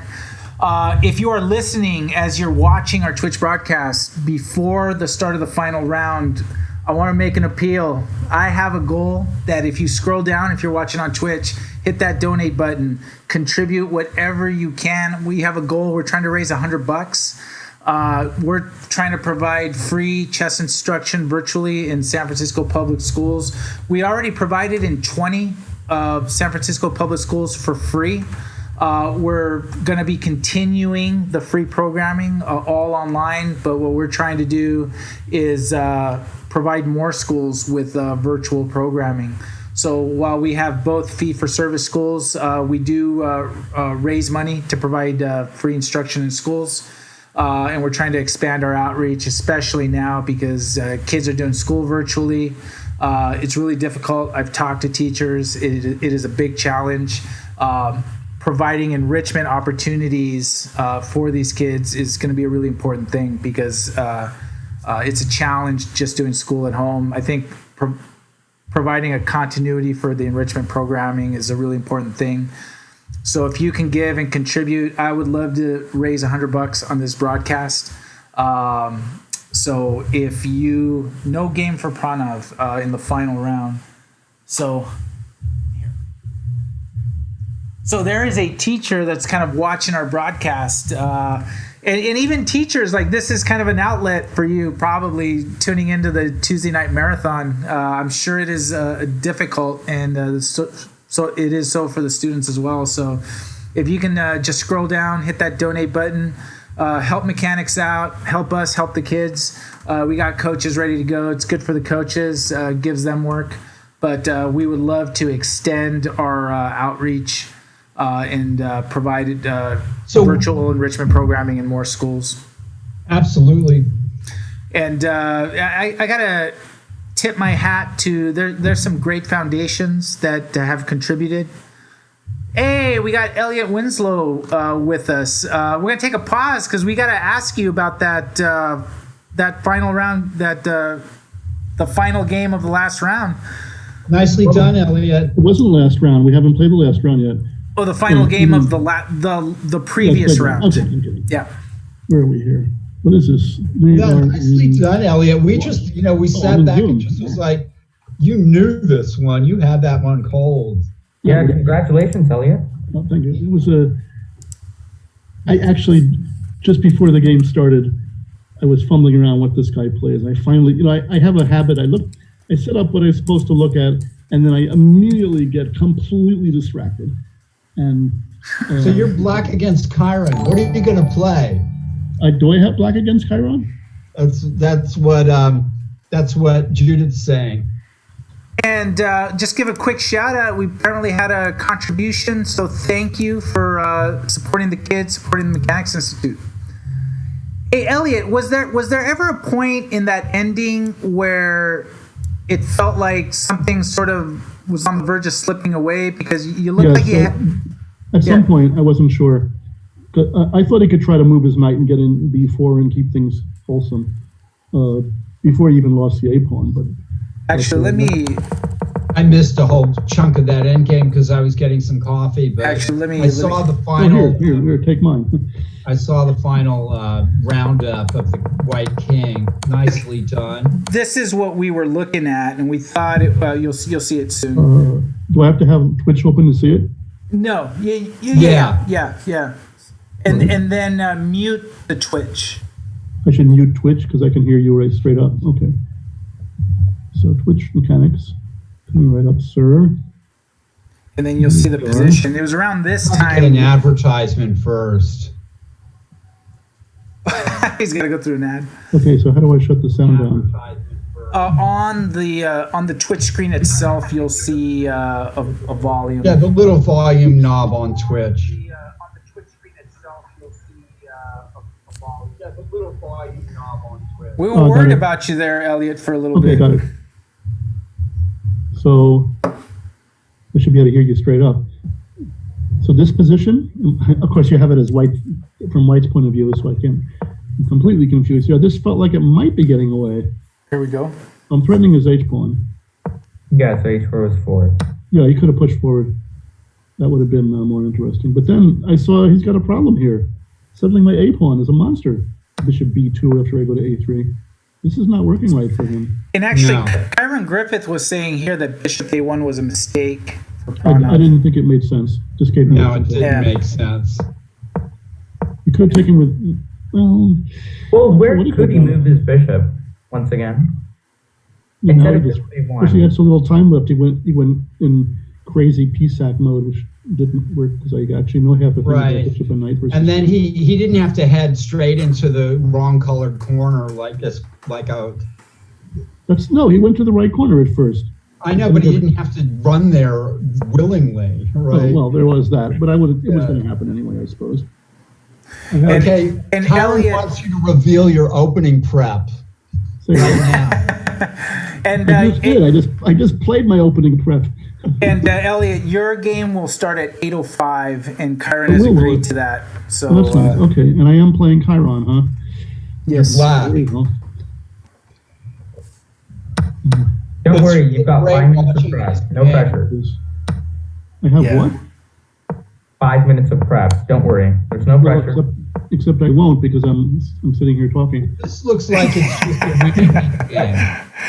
Well, how about, hey, Elliot, why don't we let you go if you want to do a little bit of prep? No, I don't. It doesn't matter. I don't. He doesn't need to. I think I just show up cold booked up to the max and handle it. Like at this point, the game is over, right? No. Right. I mean, well, that would actually be interesting. That I actually know what I'm doing against, sort of. We'll see if it's true or not. But yeah, somewhere around here, he's already got a problem. They had this nice little wall. Yeah. Yeah, it was. That's two walls. I've got a wall on the king side and I have a wall on the queen side. So he just headed over there and sacked his knight. What a great. Yeah, but why did he take? Yeah, if his king stood on B1, you might have trouble getting in there. Yeah. Is there anything to do other than take that pawn? Like, is there a defense that can be done just with the knight? We were just talking about that. And also, the problem here is I have bishop g5 and get rid of the h pawn, and of course I'll win that anyway. Oh yes, that's an important point. In fact, maybe I take his knight. No, maybe not. No, actually, bishop takes knight would be a threat. Yeah, so I mean, black's just winning this. Yeah. Obviously. Oh well, interesting. All right, everyone. The games Well are done, about to Elliot. start. Congratulations, Elliot. We will be Yeah. following you on board one. So Yeah. go get your coffee or whatever Whatever drink is appropriate. performance enhancers are going to help you. And good luck. Okay, see you in a bit. All right. Thank you. International Bye. Master Elliot Winslow. Big win in the previous round. Yeah, And we are about to start the final round. That was a And really good grind, Elliot. let me click out of these games to get ready for the next round's games. So Kyron and Elliot, there's a great rivalry now. Yeah, isn't this their second time of consecutive facing off in E&M? I'm sure, but they played a lot more than that. Yeah, they've played at the TNM where each of them has beaten each other. Elliot was the first person to beat Kyron at the mechanics. Yeah, Kyron was going through a string of wins, and then When Kyron first came to the mechanics, somebody drew him, and that was like a big deal. But then Elliot was the one that beat him first. I think Elliot was the first player to beat him. Yeah. But Kyron and Elliot are now household names in the mechanics, aren't they? Well, Elliot's been for ages, and then yeah, Elliot was the monster of the TNM for many years. And all right, let me pull up some games as you guys talk it out. Rui's finally got a game here, so let's pull that up against Christian Clemens. So Okay. we look at the pairings. Let me refresh this. We have Kyron Griffith against Elliot Winslow. Board 2 is Rui Yang Yan against Christian Clemens. Board 3 is Theo Biasis against Michael Walder. And that's a good matchup. Oh, we got great matchups. Board 4, Pranav Cyrum against Natish Nathan. And board 5, Ashik Uzaman against Jonah Bush. Some great matchups. Great matchups. PJ Leotino, Arul Viswanathan, Imran Chomsky, Kalen Melville. A lot of good stuff. How about Drydas? That is Ramachita against... Who's Rama playing here? Who's having a pretty good tournament? That's Rama. Against Giorgio Solias. So Okay. let me pull up a bunch of games while you guys talk about it. Well, we're looking at Roy's game with Christian Clemens, and it's a Petrov of some kind. Yeah, she seems to be very versatile in D4 and E4 opening. Oops. This is going to happen as I pull up a bunch of stuff. There. Camacho. And there's those inexplicable Bishop G5, Bishop to F4. You do not approve, huh? No. You're from the old school, Paul. For one entire minute, I thought Black was suddenly Kyron in that Benoni game. We've seen Benoni from Kyron that kind of just internalized.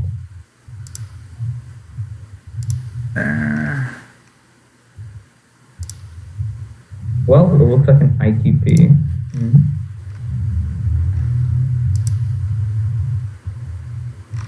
I'm pulling everything up. Defense. I'm pulling every game up. All right. I know. The one I don't have is our board 1 because Hasn't started yet. They had agreed to start 5 minutes late because Elliot's game ran over. So good sportsmanship there, both ways. And very exciting. So Kyron at 6.5, he is a full point ahead of the field. The players at 5.5 are Elliot Winslow, Rui, and Christian Clemens. Good for Christian. Christian is like battling it out with the with the big guys now. Yeah, and actually, this is a great matchup. I don't know if Christian's ever played Rui, so that's kind of an exciting one in terms of styles. Oh, this is I mean, it's make or break time on the top two boards, and that's after 8 rounds. Yeah, just goes to show you how competitive it is. And that's one of the beauties of the 8 round is, I mean, you really get depth of matchups. So I was going to ask you, is the next TNM 8 rounds too? I think we're gonna do a 6 round, and I think we're just gonna alternate. I think we're gonna go 6-8, 6-8. Okay. But I mean, we're open to feedback, but I think that's a good balance to have a 6 and 8. Fundamentally, the thing we're looking to do is sort of change the sections in terms of what rating qualifies, because we have a big healthy top section, but not so many players in the lower section. I think if we sort of squeeze it so that more players populate that lower sections, for example, create a under 1600, right, rather than an under 1800 or something, or the opposite. Under 18. Yeah, under 1800, to create more people 1600 to 1800 playing in that section. But and play with that, because what ends up happening, everyone that's 1600, a lot of them want to play up anyway, so they just do that. But we saw one of the problems like today, if we have 8 rounds and limited number of players in a section. It's a round robin. Yeah, and it creates where, like in this case, the person that's far and away the lead in the 8th round gets a full point bye, because that's the rules and it's their turn, because there's not a number of players. Either everyone's already taken a bye or got a bye, or he's played them already. So anyway, let's see if you can always just make it one big open tournament there, and we can do that. We can make it one big open section tournament and maybe go back to the tradition, the old ways. Yeah, and there was nothing wrong with it, actually. Even during the Tuesday night marathon when we changed that, it's not that we saw a problem with it per se. It was more that we wanted to encourage more top players to play, because we did know for a fact a lot of stronger 2400 players were starting to get a little shy about playing the TNM, because they'd have to wait 4-5 rounds to get like a top matchup. And I think when we tweak, people are always going to have a problem no matter what the format is, I think. Yeah, that's probably true, but I'm kind of happy with the way it turned out and the turnout we got. So, but I like having options, and I think doing an open section tournament TNM would be fantastic, especially now. It's nice to have a little variety, because something for everyone. And if we have an open section, there's no issues like we had in the lower section with people not getting games because of buys. So and that could be fun. But if we do an open section, I'll discuss it with Judith. It would have to be an 8-round type, where there's multiple rounds for a lot of games to happen. So you guys don't mind if I take a quick, if I bring some water? No, go for it. Take your time. Take as long as you need. So this is the Kyron Elliot game. Yeah, this is top board right here. And Kyron just needs a draw for first place. He does just need a draw for first. So they're going to play Nador probably. Now, do you think, is Elliot going to go for the win here at all costs? Of course. He has to. I think Kyron's playing for a win too. He calculates the odds, right? And if Elliot gets these guys are going to play for the gallery. They're going to play. They're going to for the fans. It's a dramatic showdown, last round. There's, everything is at stake. It's in their blood to life or death. Want to come out on top. I mean, that's why they're where they're at, right? Yeah. And so we're getting the sharpest variation of the Nador. Both. I think both players have experience from both sides of this, white and black. They're just, crossing swords, fighting to the death. we really like to build it up here and get dramatic. Well, have you ever decided to write stories? I mean, with such tension and climax, I'm sure it'd become a bestseller. Yeah. Well, I've already written some stories, and those are my victories over everybody that I can think of. I put them in the newsletter. I still have to say, the games are really good, though. Yeah, that's the thing about our mechanics players, TNM players. They show up to play. That's for sure. And if they're not good games, we let them know about it. Yeah, we say giving excellent feedback. I see.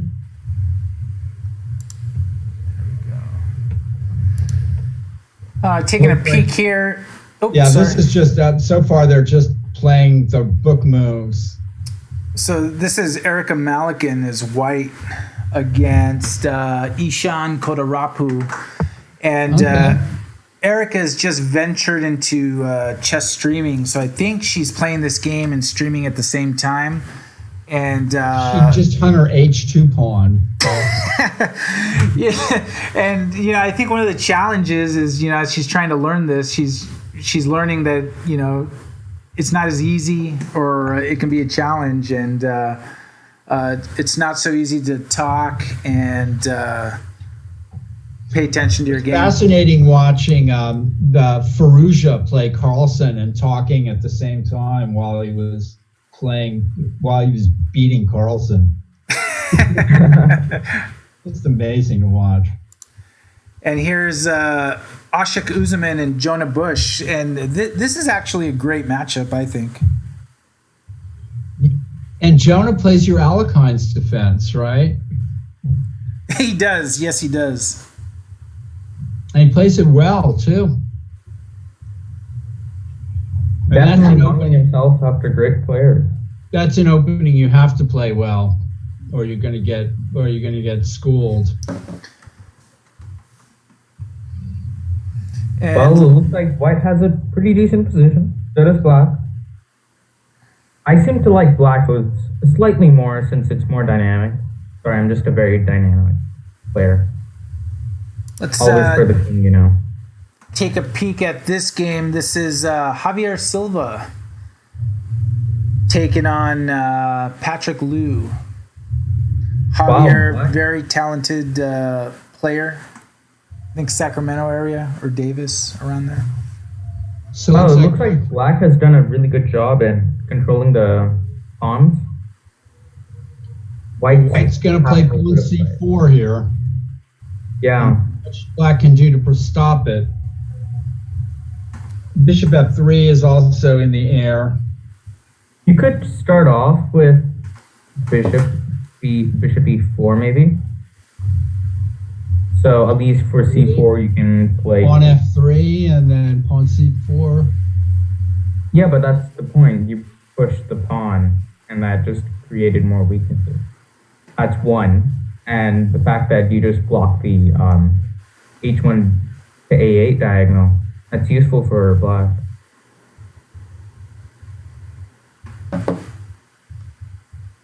Bishop E4, F3, bishop F5, C4, queen B7 maybe? I don't know. Where do you prefer to place the queen? B7 or D8? I don't know. Black could be in trouble there with the bishop too. Let's take a peek here at Theo Biasis and Michael Walder. Another Alekine's defense. That's right. That's right. The Alkine is in favor right now. Black seems to be doing okay here with the bishop outside the pawn structure.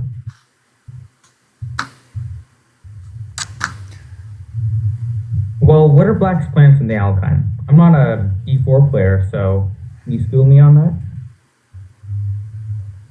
I mean, black is looking for a double-edged game with the Alkine. I mean, players like Bobby Fischer played it. in the World Championship match. He played it twice against Spassky, I think. So there's, it's an opening played by people who want a real fight. Here we are in this game. What do you guys see?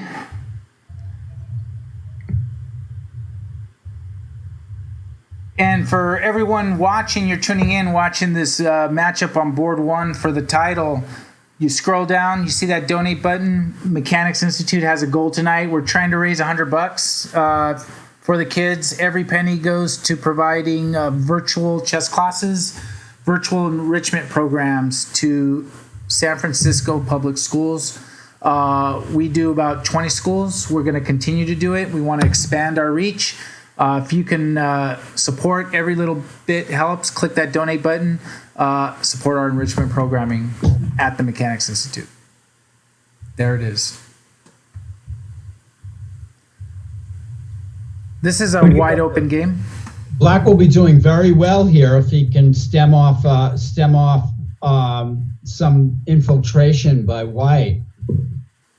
Hey, it looks like rook f h1, I believe can be met by rook takes h4, if I'm not mistaken, because after rook takes h4 there is rook ga. f5 is a possibility, but I think queen h5 check or rook h7 check saves the exchange, if not mate. Rook takes h4, rook takes h4, rook ga, rook h7 check, king f8, queen to Queen h. h5. Black is in trouble. Serious trouble. Threatens mate on the spot and threatens queen h6 check as well. Yeah, that is scary. Lost. Maybe black should play rook h8 right away. Rook a g8 and rook h7, king f. Oh, yikes! Elliot, things might have gone south here. Black needs to find a way to consolidate here quickly. So rook h4, rook h4. Rook g8, rook h7, king f8, queen h5. I think that's lost. Yeah, it is. Is there something like rook takes h4, rook takes h4, king e8 maybe? But there's queen d6. Why did he play king f7? I mean, that's just, I shouldn't. I think king f7 was played again. A little too quickly. Maybe not realizing that there was as much danger here as there is. Yikes.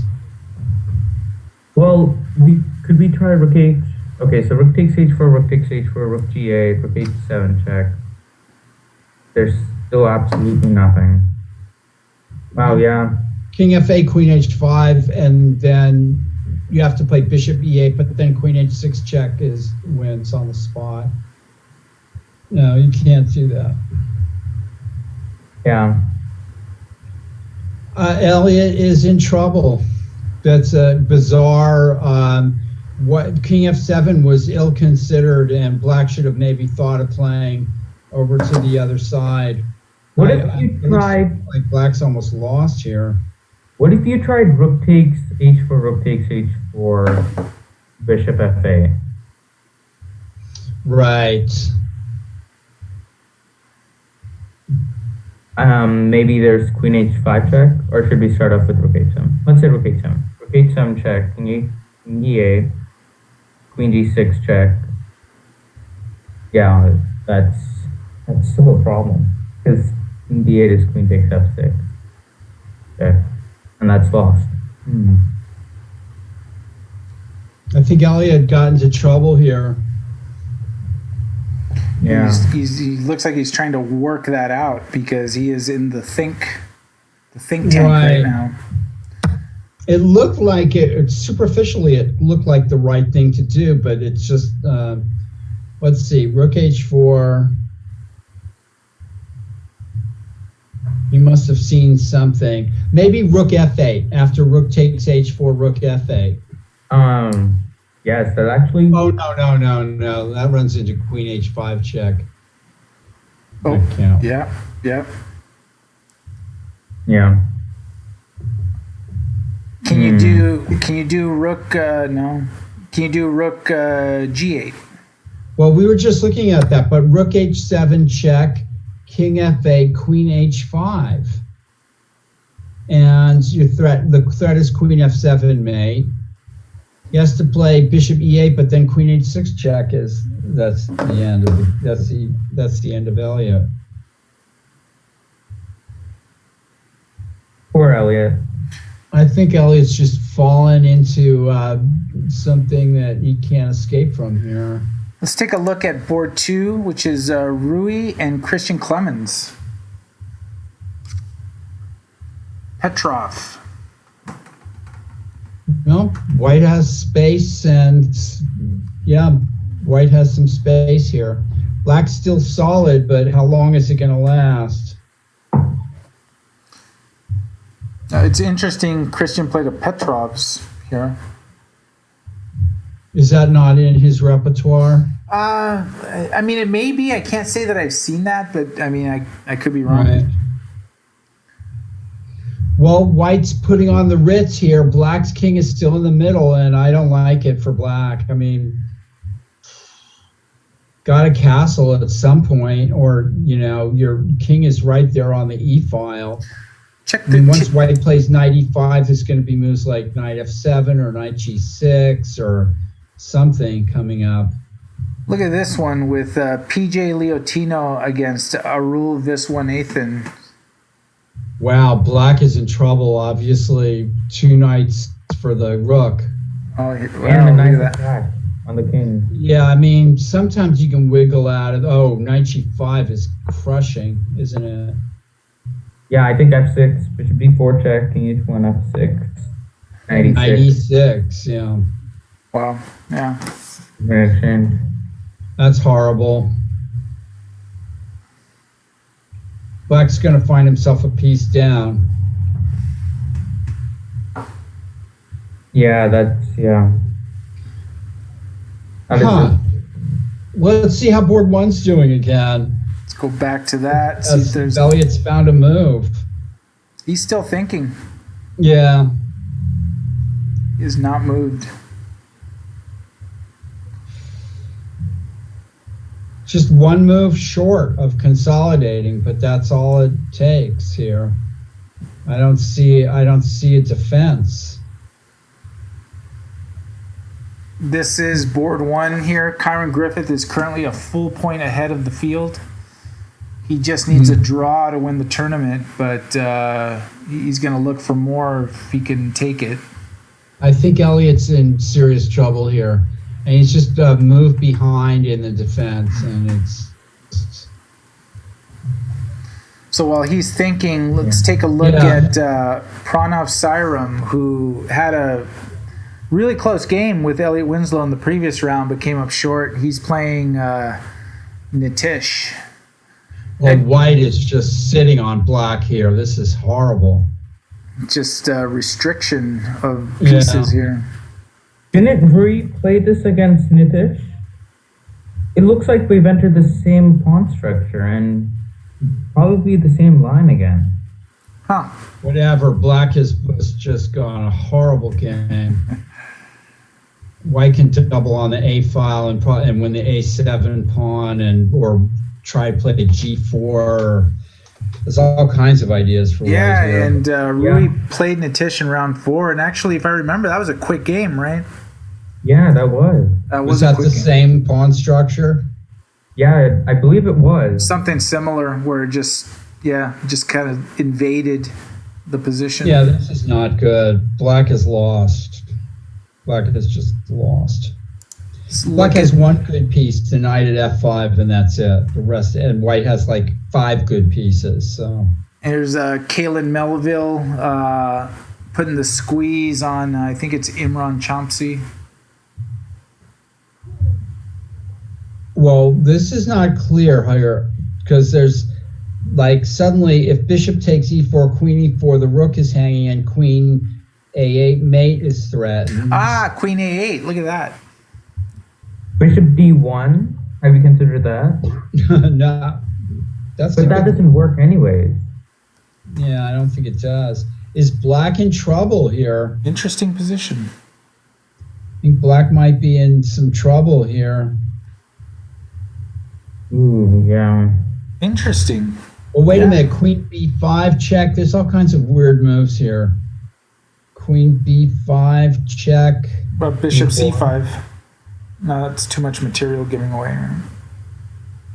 Yeah, queen b5 check c4. Queen takes e5. That's probably not going to work. No, you could. No, yeah, that's true. Bishop takes c4, queen takes c4, queen b5 still doesn't work. Huh. And let me Yeah. flip over here because I'm getting a little creaky here. A Bishop move- c5 might be the move. a move has been played Bishop on board a. 1. All right, so the king is going to try to hide at e7. But Aaron doesn't allow that. And now just, this is followed by queen f7, and then what, queen d6.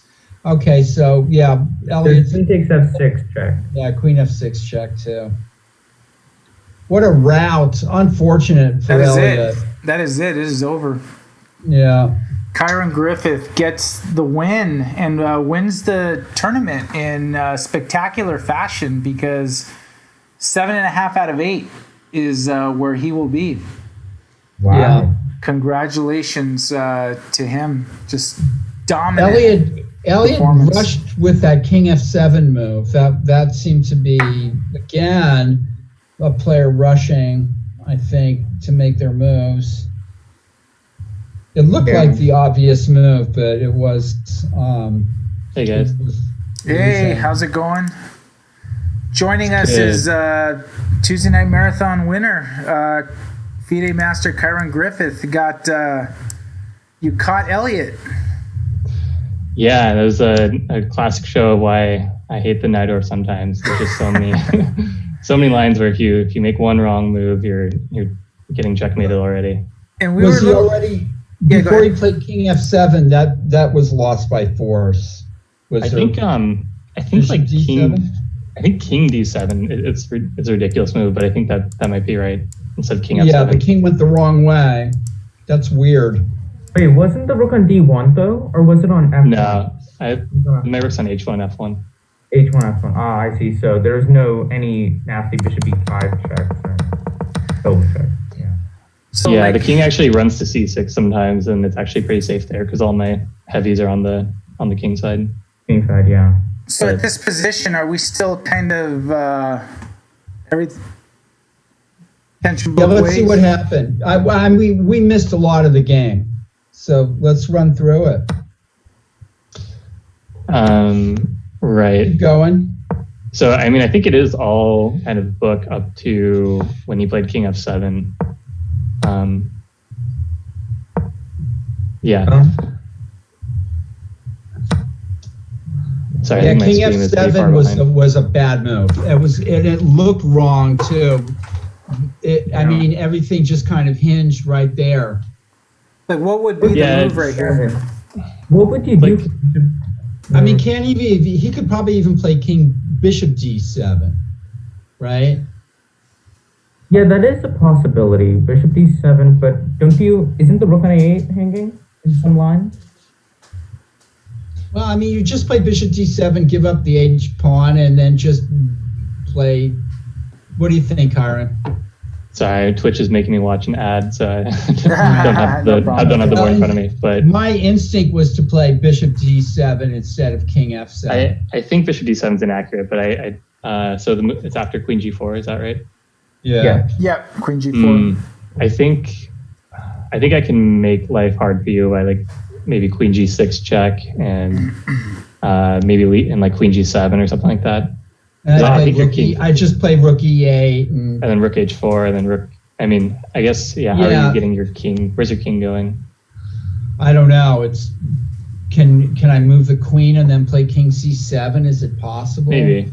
Well, there's a slight problem for king d8, I believe. After bishop d7, queen d6 check, king d8. Isn't there rook takes That was rook f6 also. F6? Yeah, but you can also ignore it. Oh, You can play, that's like rook right. f6, Rook rook e8 or f6 something. as well. Yeah. Yeah. I But forgot yeah, it about seems the wrong. f file. Yikes. So there's nowhere to go after King F7 then. I mean, it's just kind of... I wouldn't be surprised if this is lost already. I don't think it's know, lost after King F7. I mean, Paul was thinking it was lost then, just right there. Yeah. He's just one move too late. Opening. He's one move too late. Yeah. I didn't see a defense. But I mean, what do I know? Yeah, no. I mean, after we traded on H4, I didn't see a defense either.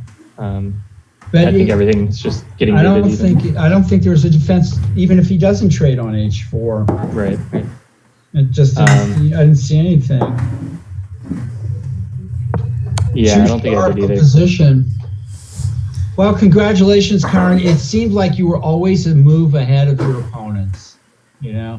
Yeah, nice prep, nice big win against tough players. You got time to hang with us and you decimated the civilian population. Thanks. Let's take a look at and I think you were the first game done in the round, believe it or not. And we even started your game late. You know, the first game out. So I think last time we played Elliot, I was the last game done. We had like this time scramble at the end, so kind of glad to avoid that this time. You each have wins against each other at the TNM, right? Yeah, definitely. Yeah. A few. I think you were right that he was the first person to beat me in although I was winning that game, but you know. That's right. Yeah, that's right. Yeah. Well, I mean, because you're winning. Yeah. You kind of do need that moral win, you know. Of beating Naim. So what do we think of Rui here? Because now the battle's for second place. So if, I think Black better castle sooner or later. whoever wins this game gets second place. Clear out. Black's position looks pretty uncomfortable right now. Sure does. If Black can castle and put something on G5, he's doing fine. But the question is if he gets two moves or not. Well, even then, H4, H5 is like, it's, you know, with the pawns doubled on G6, it's actually a very unsafe kind of structure because H4, H5 blows everything open. Well, let's look at the variations. If Black castles and then White plays H4, there's Bishop into H4. Yeah, I know it's kind of risky, but I'd still risk it. Because H5 is just way too serious to deal with. Yeah, I'm wondering if I can just even play G5 there and give you a second pawn and then just like try to checkmate you on the H file. Yeah, but I would always have maybe Rook E8 and just or F6 and King F7. Right? H4 Bishop H4. Seems dangerous, but possibly it's all you can do. It's castle here and hope for the best. Let me check this game out here. This is Rudolph Breed against Saatvik Krishnan. Oh, wow. What do you make of this? Probably a draw. Yeah, my instinct is to say a draw too. I mean, White's too active. The queen is too active for the rooks to do anything. Yeah. Let's take a peek at this one here. We were looking at this one earlier. Oh, Black actually found a move. Bishop C5, and White's just unrelenting by playing Bishop E3. Even though Queen B5? Bishop F3. B4? I think Queen B5 looks pretty scary. Yeah, Queen B5 check. Rook E2. E4. You have C4. Oh, C4. Sorry, yeah. Never mind. I'm completely missing that. Yeah. Maybe White's been fine.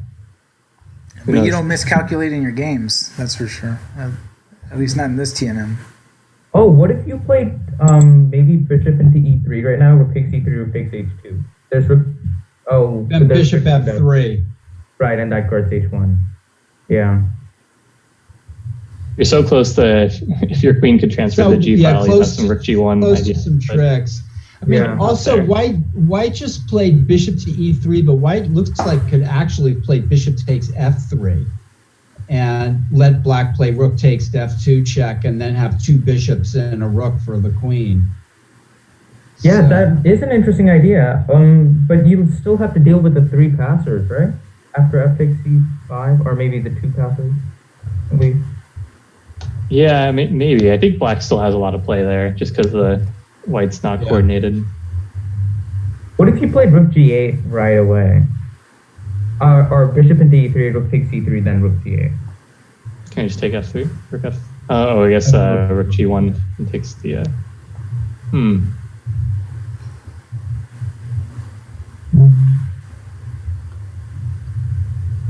What's the move here?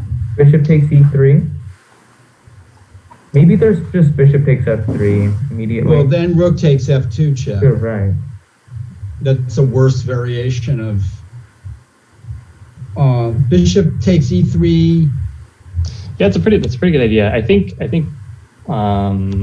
white might just take on f3 and try to play with the bishops against play with exchange down. It's too late now, right? So I think Tejas was saying bishop e3, rook e3, rook g8, and then I see. The idea is rook g1, take a1. But maybe white can just go bishop f3 there, let black take on a1, and then play something like rook d3 at the end, and the light squares are pretty scary. I'm not really sure though. Maybe. I mean, that black might have to do that, right? Let me flip over to Ashik Uzaman and Jonah Bush here. Look, Paul, there's so many captures. Aren't you excited for tactics? Oh wow! So you just took a knight on d5? It looks like. Yeah, he just took the knight. Right there. Interesting. Okay. So pawn takes is forced, right? Because on queen takes, you just take on e2. How does this work for black? I'm not sure yet. Not sure what's going on here. Because that wasn't forced, right? There was nothing for. Well, black was under a lot of pressure, I guess. Maybe. I guess the idea is pawn takes, bishop, queen takes e2, and then queen takes d5, and you get What pawn and a knight for the rook. Yeah. Well, Yeah, that might be reasonable. E5, bishop takes e2, rook takes e5, bishop takes d1. Yeah. Pawn takes c6, pawn takes c5. Takes e1. Pretty wild. Yeah. Not sure this was necessary by black though. Maybe like the knight's strong, but maybe you can just play something like knight b4 and just try to trade it off instead. Well, I guess you have to trade on e2 first, but Maybe black wanted to play bishop h6. Bishop takes e2. C takes d5. Bishop takes e2. Queen takes e2. Queen takes d5. And he was hoping for bishop h6, maybe. maybe. But Yeah, sadly, but it's white's move at the end. Yeah, that's the unfortunate part. All right, so queen takes d5. What about queen takes d5? Just bishop e2 wins. Yeah, you've got two pieces for the rook. Yeah. Let's take a look at Pranav Cyrum against Natish. Natish Nathan. This has been the worst. This has been a horror show for black. Oh man. He's just trying to get something going here, but yeah, this looks really unpleasant for black. Would you suggest taking on a7 or pushing f4 first? Now that you mention it, pushing f4 looks pretty nice. You could always take on d6. There's the pawn. Just play g3 and yeah, you might even g3. Yeah, g3 first and then f4 looks really strong. I guess it doesn't matter. You can play g3 second move. Yeah. Black is this is a good way to kind of keep everything, keep black from getting any counterplay. Yeah, I don't think there's much else black's play. The bishop on c8 is stuck, so the rook on a8 can't get out.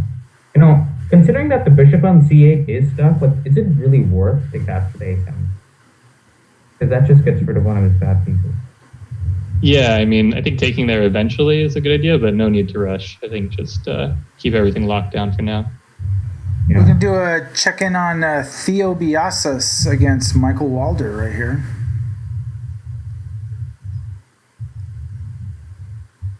Black still has a nice, a decent game out of the opening. Basic, yeah. Yeah, black's position looks fine. The two bishops are pretty, not that strong here because white pawn d5. White has to play f4, f5, or pawn c4 or something to get rid of to get these bishops going. Yeah, I mean, after c4, you'll have to reconsider the evaluation. Very static. Maybe. The bishop on g3 is kind of terrible. So it's. Yeah. I don't even really care if Yeah, C4 Black's doing opens. fine in this opening. So Yeah. going back Yeah, to board 2, because this is sort of the game to watch now to see who gets second place. h4. Oh, so we did So- see h4 and So Judith is in the chat, and hello to FPON who just joined us.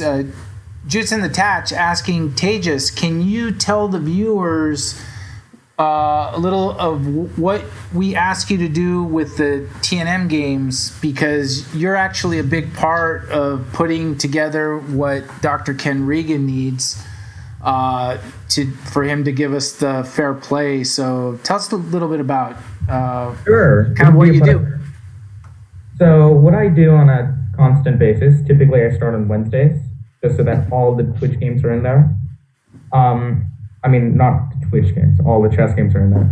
And I go to each player's profile and I download the games that they've played and the, let's say, today's TNM rounds. And so I use a program, which I had my dad help me out with. Thank you, use Dad. a code that changes all the players' ratings, chess.com ratings, to their over-the-board rating. So a process which takes about half an hour, since I still have to search and download all the games.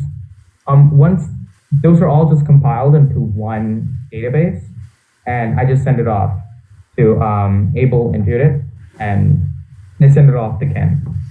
Yeah, and the value is that Ken needs the over-the-board rating to do a better analysis than the chess.com rating. And then we send it to him, and we send the games week by week. So we don't wait till the end of the tournament. We send them week to week. And just so viewers know, we have taken action on players even week to week based on the results we get. So, but Tejas is a big part of putting together what Dr. Regan needs to provide that. So that's just one of the ways that Tejas is a part of the mechanics team. So thanks a lot for that. Yeah. You're welcome. I forgot to add that I also have to change the rounds. Right. So that they know what round the game did. Yeah. So yeah, so you're getting some props in the chat. So good job. Because it's not easy. It's a lot. It takes a lot of work, and it's a big help to us, right? Because otherwise we'd have to find time, and Judith would be the one doing it, and she does like a million things already. Yeah, that's true. All right, so let's flip around. Let's see if Natish has been able to find some breathing room in his position. No. Okay. The question now is, can you just play f5, f6, and F5 hits the queen. On the queen, yeah. Which pawn do you want? Do you want the g6, the a5, e6, e6, d5? Can't white just play queen takes g6? Yeah, it's probably queen g6 is probably Yuck. the way to go. Hey, Black must Paul, have overlooked that. you will have your endgame lab starting again next Monday. Right. Maybe you can use this in your king and pawns. This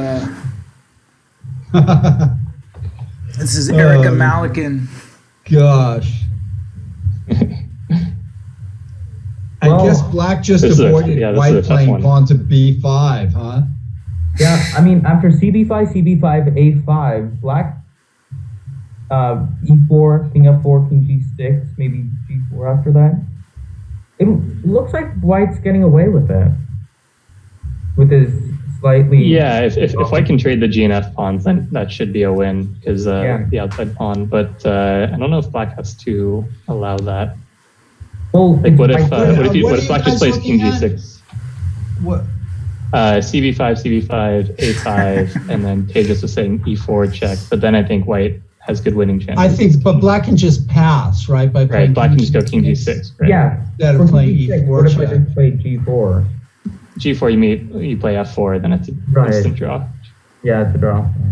And as Judith has diligently mentioned in the chat, she's put the link if you're interested in FIDE Master Paul Whitehead's Endgame Lab, which is it's a fascinating class to have a class devoted to just that, really for 14 to 1800 I've been players. learning something. Yeah, for sure. Yeah, it's fantastic. Black just avoided disaster because if White had been able to play B5, White would have broken through in that position.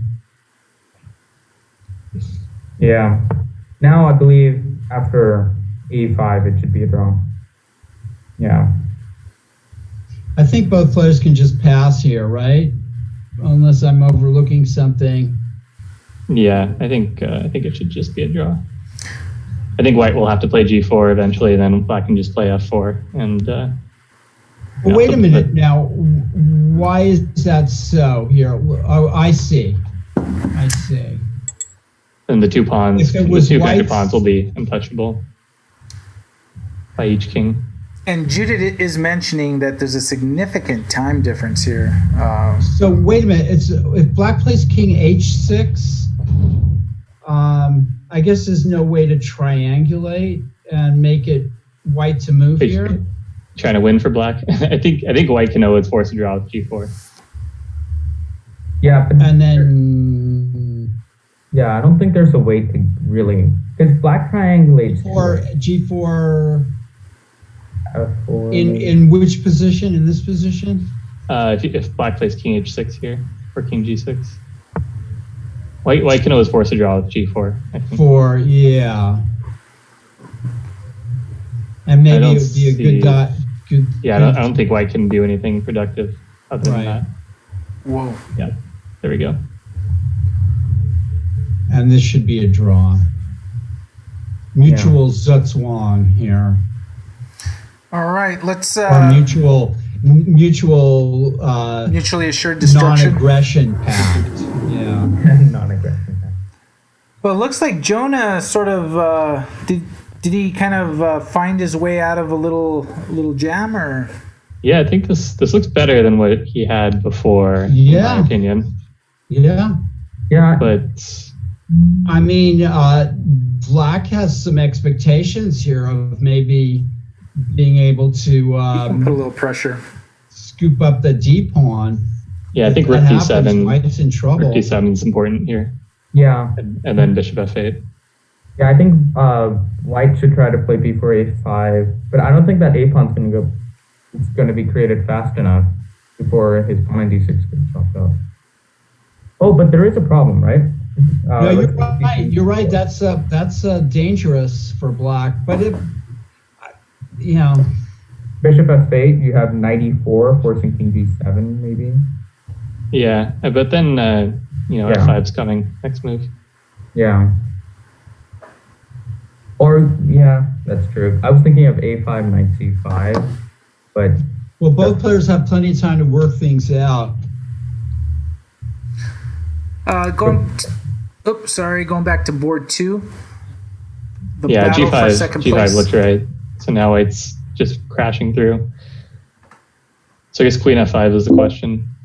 Oops, that's some other tournament. for Queen F5, you could still enter the endgame. I mean, I don't think that would be bad for White. No, definitely not bad for White. It's I think Black is trying to not get checkmated here. That's the main point. Yeah. So Queen F5, Queen D2, maybe avoid the queen exchange. But what does the Hey. queen do on D2? Nothing. Yeah, but Oh, with Queen F5, I guess you can take on G6 intermezzo. And if you take some D2, you can take on F7. or F7 check. Can't take on H7 because Queen H7 and then you lose material, actually. Yeah, ironically enough. Oh, let me take a look at this game real quick. I wonder how that would be though after Black finishes up with King G6, takes on D3. What? Yeah. Oh, no. What do you think What of this? happened? This is Ramachita against Solias, Giorgio Oh my gosh. Solias. This is Something tells me Black should be winning this or close to it, but yeah. I mean, Yeah. definitely. So pawn g4. That looks like the right start. H takes And then a4 or Yeah, you're not going to be able to get over there. Yeah, this is not good. No yeah, bueno. H takes Yeah, a4. H takes and then rook h8, Yeah, winning. yeah. All right, let's Wow. get back It to. looked for a minute there like white might have been able to, but you can't trap a knight with a knight, I guess. Right? I mean, Yeah. Maybe we should put that in the curriculum, Paul. We can't trap a night with it.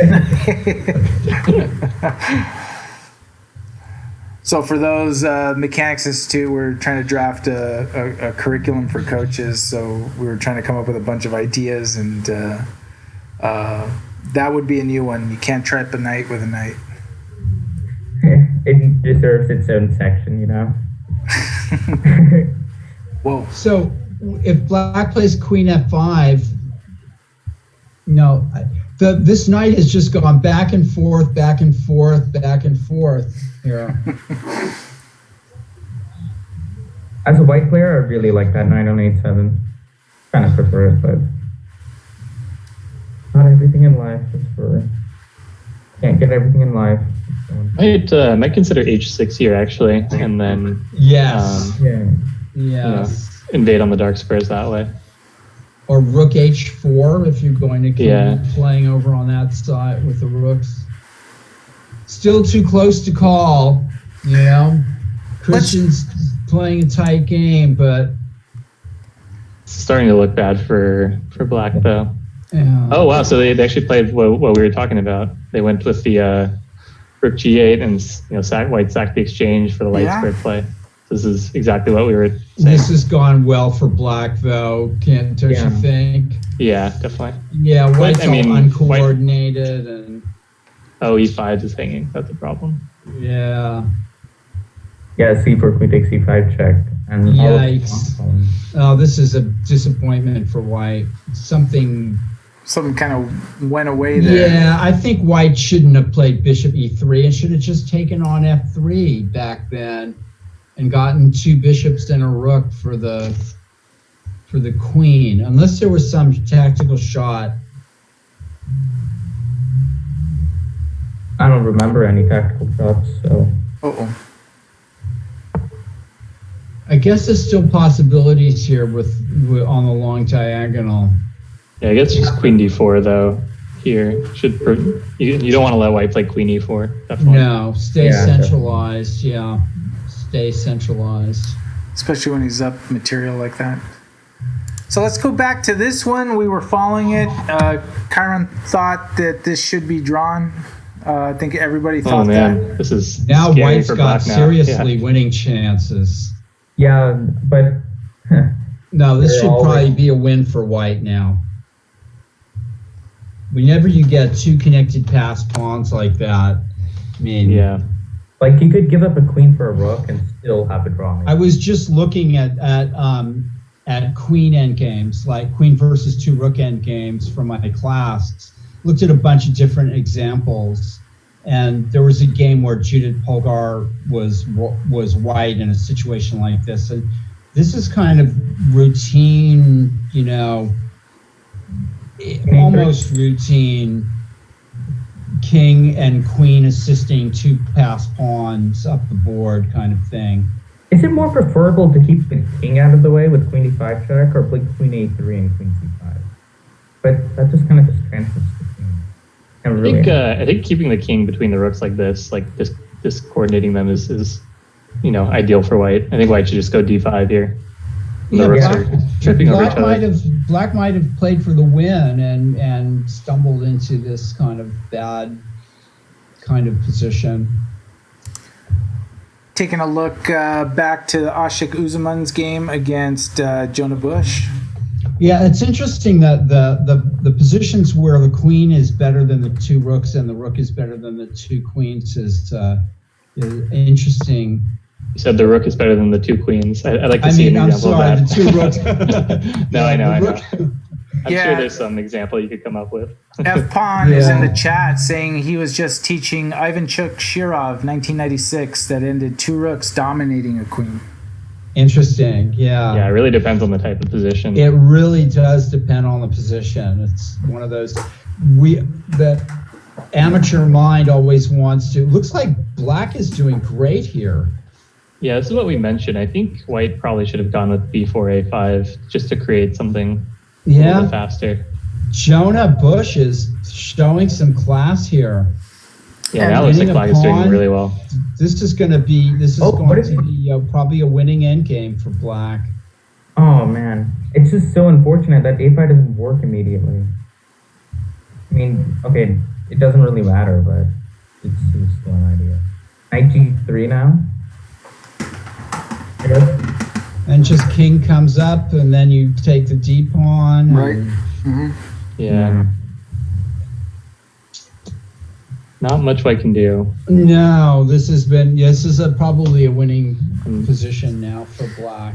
It's I mean, black's up the pawn, and the bishop's going to be better than the knight, just because the pawns are on all wings of the board. Yep. And kudos to Jonah, because I mean he puts in the deliberate study and practice, and it's good to see that the most rewarded. amazing thing about this game is that Ashik only has 4 minutes left. He's usually like he's usually got like 30 minutes left. Yeah. I'm sure he burned his time on trying to figure out how to save that d pawn. This is just, I mean, king f6. What's white got here? Let's check in on this one. Rui is spending a lot of time on this move, trying to find the best continuation. She still has not moved since knight f8. I don't really blame her. This is a very critical position. Yeah, I agree. I think she needs to figure out the right way to continue. Yeah, is it best to play queen H6? f1? Nice. Yeah. I like this idea. You're just gonna double dorks on the H file, and the knight is actually kind of loses a lot of its defending ability because it can't go to G6 anymore. Yeah, I mean, you'll have to somehow try to put a pawn on H6, but that seems very unlikely. Yeah, this is critical for black right away. Yeah. I can see that. Somehow when the moves are played on the board, it just gives a lot more importance to them than they are in your head. Yeah. Just kind of look at this game here. The other thing with that other game is now queen f5 is worse because when you double the f pawns, they're going to be isolated too. So the end games are much worse for black than they used to be. Oh yeah, that is true. This is just horrible. Rook h4, if nothing else. Rook takes g7, queen e8 maybe. Oh, look at that. Yeah. Nice. There's a lot of ways to do it. Moving on to this one. So Jonah Bush did what you thought, brought the king up. White's trying to nag black a little bit. That's probably all that. And he took the pawn. Yeah, so he's up the pawn now. King f7. White has nothing here, I think. King f7, rook g5. Yeah, or then it goes back to g3. It's true. I mean, it's annoying. Yeah, black will have to be precise.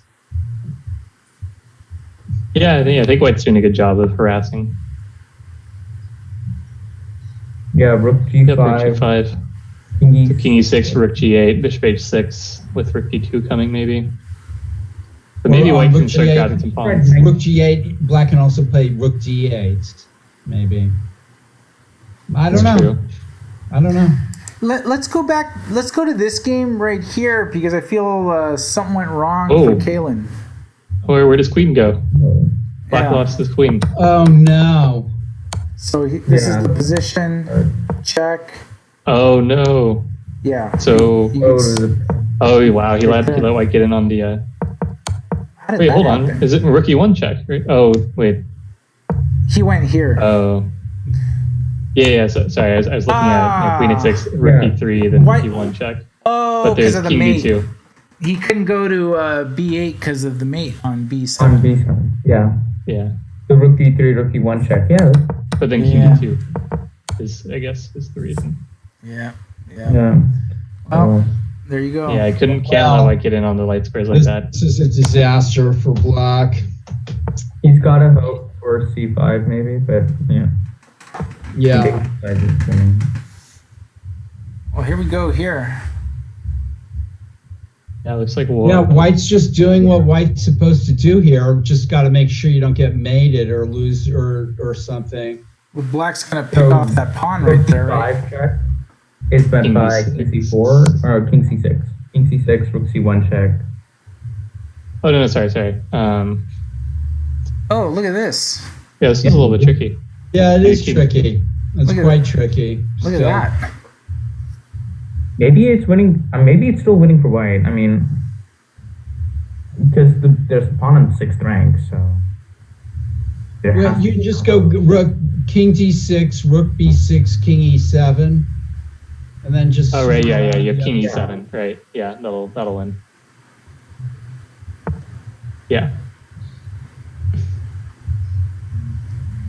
B6. Now, can you deliver the check on B6 and then take? Wow, it didn't do that. That's a losing king and pawn ending. It is, yeah. Yeah, I hear now. White can just play pawn to D5. Yeah, just D5. Just keep them going.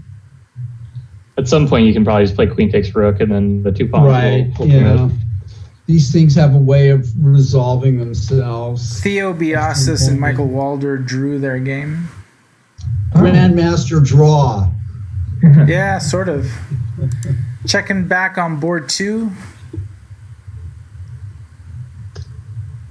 Oh, interesting. Why would you not take on G7 first? I guess you're giving Black some activity. I think Black has survived the worst of it. Yeah. Yeah. Well, what would White? Although there's that pass pawn on H6, but. Yeah. Well, the knight on C3 was something that White had to improve in during the middle game. Oh, So I play G6 here? No, maybe. Why not? Yeah, I mean, I guess Knight D4. Knight D4. H7 check. Ooh. Can you maybe back to B6? Go for it. Bishop H6 doesn't work. I guess Black could also just take on H6. G6, G takes H6 would be simple. Yeah, that's true. And she plays G6. Yeah, but yeah, Black G can play takes very H6. simply here. Just take on H6. Yeah, bishop takes H6, and then knight takes D4, G7. I don't Yeah. think that's going to work somehow. Yeah. I don't know, White, sometimes you overthink these positions when you're White and you end up getting into trouble. I think Rui should have just not traded queens actually, and just backed off and kept that lasting pressure somehow. Yeah, like that Queen knight E2 somehow- or Queen D1. G takes H6 is a simple move, but maybe Black can play for more with knight takes D4. I wouldn't like Look at it. this, Black is fearless. Enterprising White for can sure. play H7 check here. King H8, G takes F7, then what? That's Oh what yeah, happens. Rook E8's coming, right? Yeah, Rook F8 maybe there. Yeah, oh no, Black. Okay, so Rook F8. Rook Yeah. F8. Yeah. This Rook is definitely F8. not necessary. Right. Black's Oh, not wait, what? looking. Oh. Oh. No way. Oh. Yeah, Rook E8 just wins. Oh my god. Christian. Oh no. Oh. You could have just played Rook F8. That's a sad finish for Black. Got Yeah, he's not going to be happy swindled about that one. there. In a better position, probably. Black was better. Yeah. Maybe even winning. Just got swindled. Well, this is not a game Roy can be particularly proud of. Although she No. took minutes. But getting off the ropes is pretty nice. I'm proud of all my swindles, so I don't know what you want. Yeah. And on that Yeah. sequence, he played particularly quick, right? And he just kind of like missed that. Yeah, we I think he always- missed how Yeah. the Rook E8 was just winning. Right. Yeah. Just doing a quick peek on Ashik and Jonah here. Whoa, Ashik's done a good job. That knight's a monster now. Yeah, but black is still to be preferred, maybe. Well, Yeah, probably, but on E5 and F4. I don't know now, especially with time getting low and you have a really strong knight and your rook's active and, black's not winning any pawns immediately. Yeah, maybe rook This B4. could be tough. Rook B4. Yeah, knight D2. Yeah, not the knight's on D2, not on E4. Maybe bishop. Okay, bishop can't really. Because there's rook H5 or rook D7. Ooh, Yeah, I'm not sure black is winning this, even, under best play anymore. See, it's also easier to play for white, so I'd kind of be, if I were black now, I'd start looking for for draws maybe, because I don't know if, I don't know, I don't really like the looks of this. And Rui did win her game, so she is at Poor Christian. Just got 6.5. swindled there. Is at 6.5. So she will take clear second unless one of these two players. Actually, no. If Jonah can't win this, Rui will take clear second. Yeah. Well, congratulations, Rui. Yeah, fantastic job. She got a forfeit win in her 7th round, but she would have been the favorite against Mansour. So rook b4, knight d2, bishop c5, rook h5, bishop e3. Might as well just go for it, right? Yeah, probably rook h6 check maybe. Could try. Well, then I'll play king d5. Yeah. You can play knight c4 there after bishop e3 and then take e5 and take. Oh, I see. Knight c4, bishop d4. Yeah, maybe then I take on h5. e3. It's complicated for sure. Oh, white just goes straight away, rook h5. I don't like that. Yeah, I don't like this What's going on either. here? Black could play h6 here. Yeah, that's the point of the bishop on fa. And now the rook's, interestingly enough, kind of. I think black should take on b3 because now you have rook e3 check coming. You have rook a3.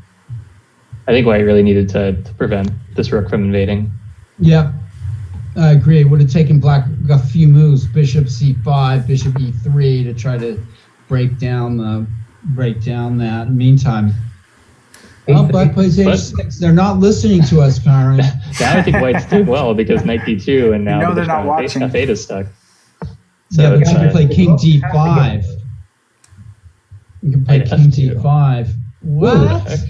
Knight, what is he doing? Wait, what? He's blundering. Knight g4?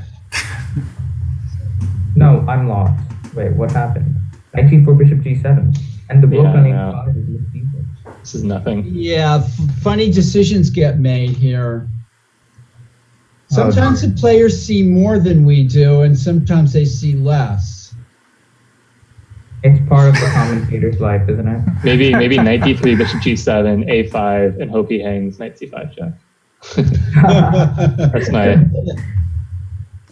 See, again, they're not listening to us. It's just. You could even throw a rook b2 check in there if you wanted. But yeah, you might as well save the checks for later. Bishop g7 now. We're waiting. Yeah, that looks like the right move. Look at that. Jonah's following your advice, Paul. He's taking his time.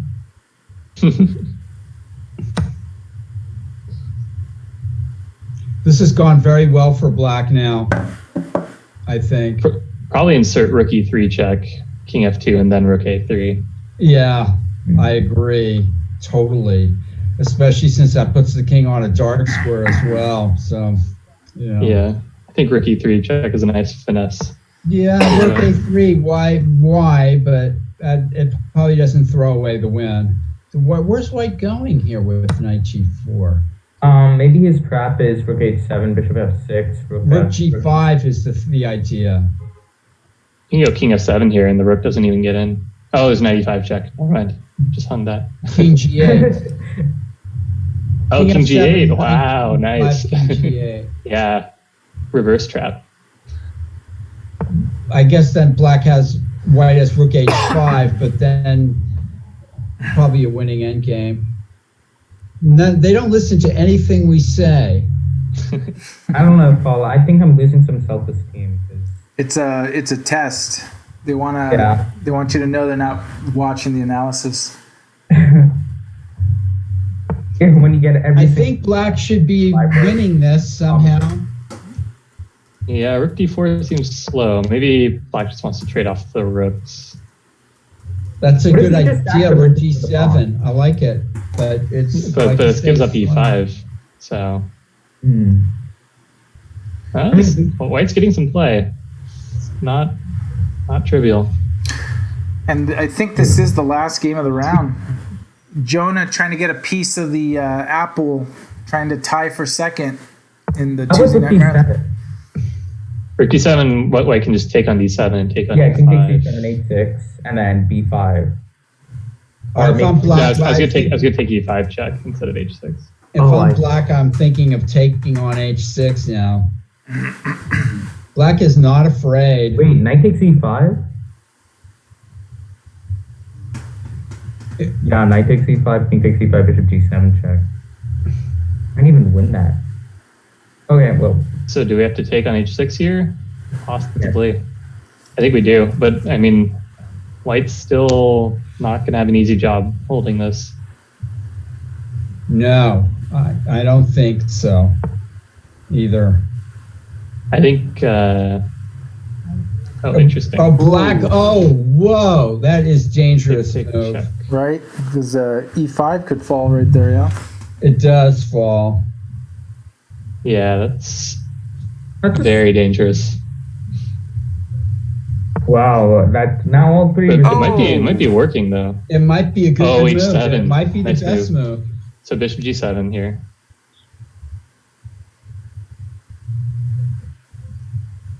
So bishop g7, rook b8, I guess, is the idea. With the idea of playing rook g8. Maybe. Wow, this is getting really complicated. Yeah, it is. White can also take on b4 now too, but he's looking to grab that h7 pawn now. Yeah. Oh yeah, and white has no great move here. Or rook. Oh, white missed rook e4 maybe. No. King d6 now, I guess, or king d5. King d5, yeah. King d6, just okay. Fair enough. Doesn't matter. You're not going to get forked the rook on h7. So. Wow, Jonah Bush finding some great moves. Yeah, he's finding some moves with time pressure. Yeah, black has done well to get to kind of wiggle out of this. I mean, but also black has played really the only moves that are like to sort of win, I think, as well. Okay, so rook h5, got to defend the pawn, and then start pushing the c pawn. Yeah, it's amazing. The black pieces are in defensive positions, but sort of maybe c5 and allow knight e5. That's a big decision. You're right. Rook h5 looked better. No, I think this is okay too, right? Yeah, this should be winning. I think the black pawns are too close for this to be. Well, the problem is rook e4 check is coming now. So. Oh yeah. Oh, rook e4 check. I think black's still winning though. King d3, c4. Oh, king e3. Black lost a tempo. Could have played king t3 right away as well instead of king t4. Maybe c4 now. Yeah, c4. This is a draw. This is a draw. This is a draw now. I think black had to play c4 to win. Oh, amazing! Wow, really back and Yeah, forth. with little time on the clock. Yeah, it's difficult. Oh, what is white doing with king b3? Yeah, I don't is like that. Really a good move? Now, yeah, I guess rook c3, king c4, maybe. I think Or that rook might be, d4. Oh, yeah. There's rook d4 check. That's a fascinating king on d1. Now what? Rook d4. This is should like still be a draw, I guess. No, I don't see how black's going to improve. What There if you he go, tried king rook? b5. Yeah, that's it. That's it. Wow. Yep. What Take did the he draw. do? Yeah. What a Now game. the nobody wants the tournament to end. And and I think that is a wrap on the games. Judith will confirm that shortly, but Kyron Griffith was 7.5 out of 8 wins the Tuesday night marathon. Rui with 6.5 looks like she takes second place all by herself, and then with 6 points is Jonah Bush, and I actually think he's also alone with 6 points. Wow. Wow, So- that's a great result for Jonah. Oh yeah, Yeah. absolutely. And the tournament's paying out 100%. So congratulations. I think it's $200 for FIDE Master Kyron Griffith. Congratulations. Yeah, Kyron, you were the class of the field. You Thank you. Wire to annoyed wire. everybody, And I gotta ask, will you by any chance? Judith says $150. Congrats. Hey, are you by any chance playing the weekend, the chess festival? Possibly. Yeah, I haven't looked into it, but very possible. Okay, I don't think I have plans yet. If you haven't looked into it, we're gonna make sure we hammer everyone with constant contact. I've been receiving the emails. I've just been kind of busy. But I will. We also know Okay, that good. 80% of our registrations happen in the last like 2 or 3 days. So, Pranav 6. So he gets 6 as well. So he ties for third with Jonah Bush. Nice. So congrats, Pranav, working it out. So, wow. Fantastic tournament. And for anyone watching, next week we will have a break in the action. I think we will organize a Tuesday night event on the free side, and then we will restart the marathon in 2 weeks. So that will be it. Judith is going to put up it's posted. So the final standings are posted. And let me go here and Jonah has 5.5. Post it up. Oh, Jonah, yeah. So Jonah only finished got with clear third. 5.5. So here we go. Going down. Let's see. I have to look here to see. You see what I see? There it is. Oh, you don't see that. Let's see here.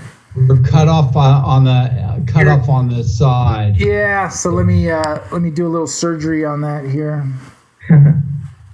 I can do a little. Pranav was clear third. Jonah Bush was a half point behind. Yeah. Here. Let me. It was basically a bloodbath below the first and second boards and third boards, I suppose. And there were opportunities, right? I mean, it's just that Kyron held it strong all the way through. All right, let's see. You were never in trouble, Kyron, I think, in this tournament. Let me look through my games. It looked tense don't against remember. Pranav, I think. Yeah, I think that one was getting close, but I I don't was think you were happy like with in danger of that one. losing, but it was like uncertain. So there are the standings. Kyron Griffith 7.5, Rui 6.5. Jonah Bush with the draw only got 5.5. Right. So Pranav Cyrum is the one with sole third place.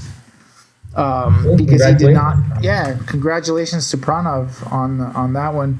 5.5 is Elliot Winslow and Theo Biasis, along with Michael Walder and Kristen Clemens, Jonah Bush and Daniel Lynn and PJ Leotino. So a lot of players at 5.5, but the three standouts: Pranav Cyrum, Rui, and Kyron Griffith. They all first, second, and third all by themselves. Well, So there Thanks was for organizing, guys. today. yeah, Tough little tournament. Well run. Yeah, it's a Yeah. lot of fun, and it's kind of fun doing it where, Judith does the pairings on chess.com on her own. Yeah. Kind of adds a human element to the to everything. So thank you, Judith, for all the hard work and providing a great event. And for everyone watching, before we go, this weekend is the Summer Chess Festival. We have a 6-round, 2-day event, 3 rounds a day, G60 plus 5. And then on Saturday night, we have a Blitz championship. I know FPON has signed up to play the Blitz Saturday night. We do have a GM that's committed to play the main event. And then on the Sunday, we're going to have a for fun free Fisher Random. So if players are not all wiped out after all 6 rounds, they can jump in a Fisher Random. And then on Chess Kid on Sunday afternoon, we're going to have a kids championship. We've been doing really well with our Scholastic events, so that'll be a big event. Judah and I spent last week giving out trophies at the Mechanics Institute from kids that earned them through the San Francisco Scholastic Championship and our weekend event. So it was actually a lot of fun because we were doing curbside trophy pickup. They would text when they're on post, and Judith runs outside and literally hands them to the car as they're driving by. So that was a lot of fun. So anyway, thank you guys for being a part of the broadcast. Quick question, though. Don't forget, we got to raid somebody. Judith, you got someone to raid? Ashik. All right, Ashik is going to play the weekend. Register now. Judith's looking right now for someone to raid. Give her 1 minute. There are the standings. It's all posted. I think the prize fund is also posted online. Let me see if I see that. Yep. So 150 to Kyron. Rui gets $75. And I'm not even going to mention what the split was for the 5.5. Our accountant's going to get mad at us, so we may have to see if we can offer them something in trade. Our accountant does not like cutting checks of $12.25 or something like that. But of course, if we got to do it, we'll do it. But we love Jen. She works hard too. Our accountant at the Mechanics Institute. So. As Judith, we're going to raid Kimberly Lou. Oh, Kimmy Lou? All right, let's do that. Yeah, we're a big fan of Kimmy Lou. So, let's do Kimmy Lou, female chess. We'll have a nice little announcement regarding female chess. We can't do it just yet. We'll do it in the next day or two. Good things for mechanics, and we'll announce that in a Facebook post in the next day or two, I'm sure. Thanks, everyone, for joining. Congratulations, FIDE Master Kyron Griffith. Big tournament win. Hopefully, we'll see you on this weekend. Tejas, thanks for joining the broadcast, and thanks for all your work. Okay. Yeah. FIDE Master Paul Whitehead, who I saw live in person at the Mechanics Institute today for the first time in 6 months or so.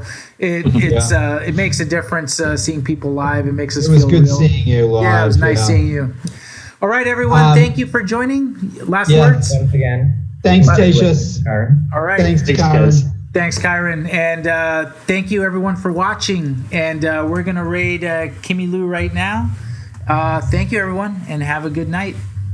Okay. Bye now. All right. And we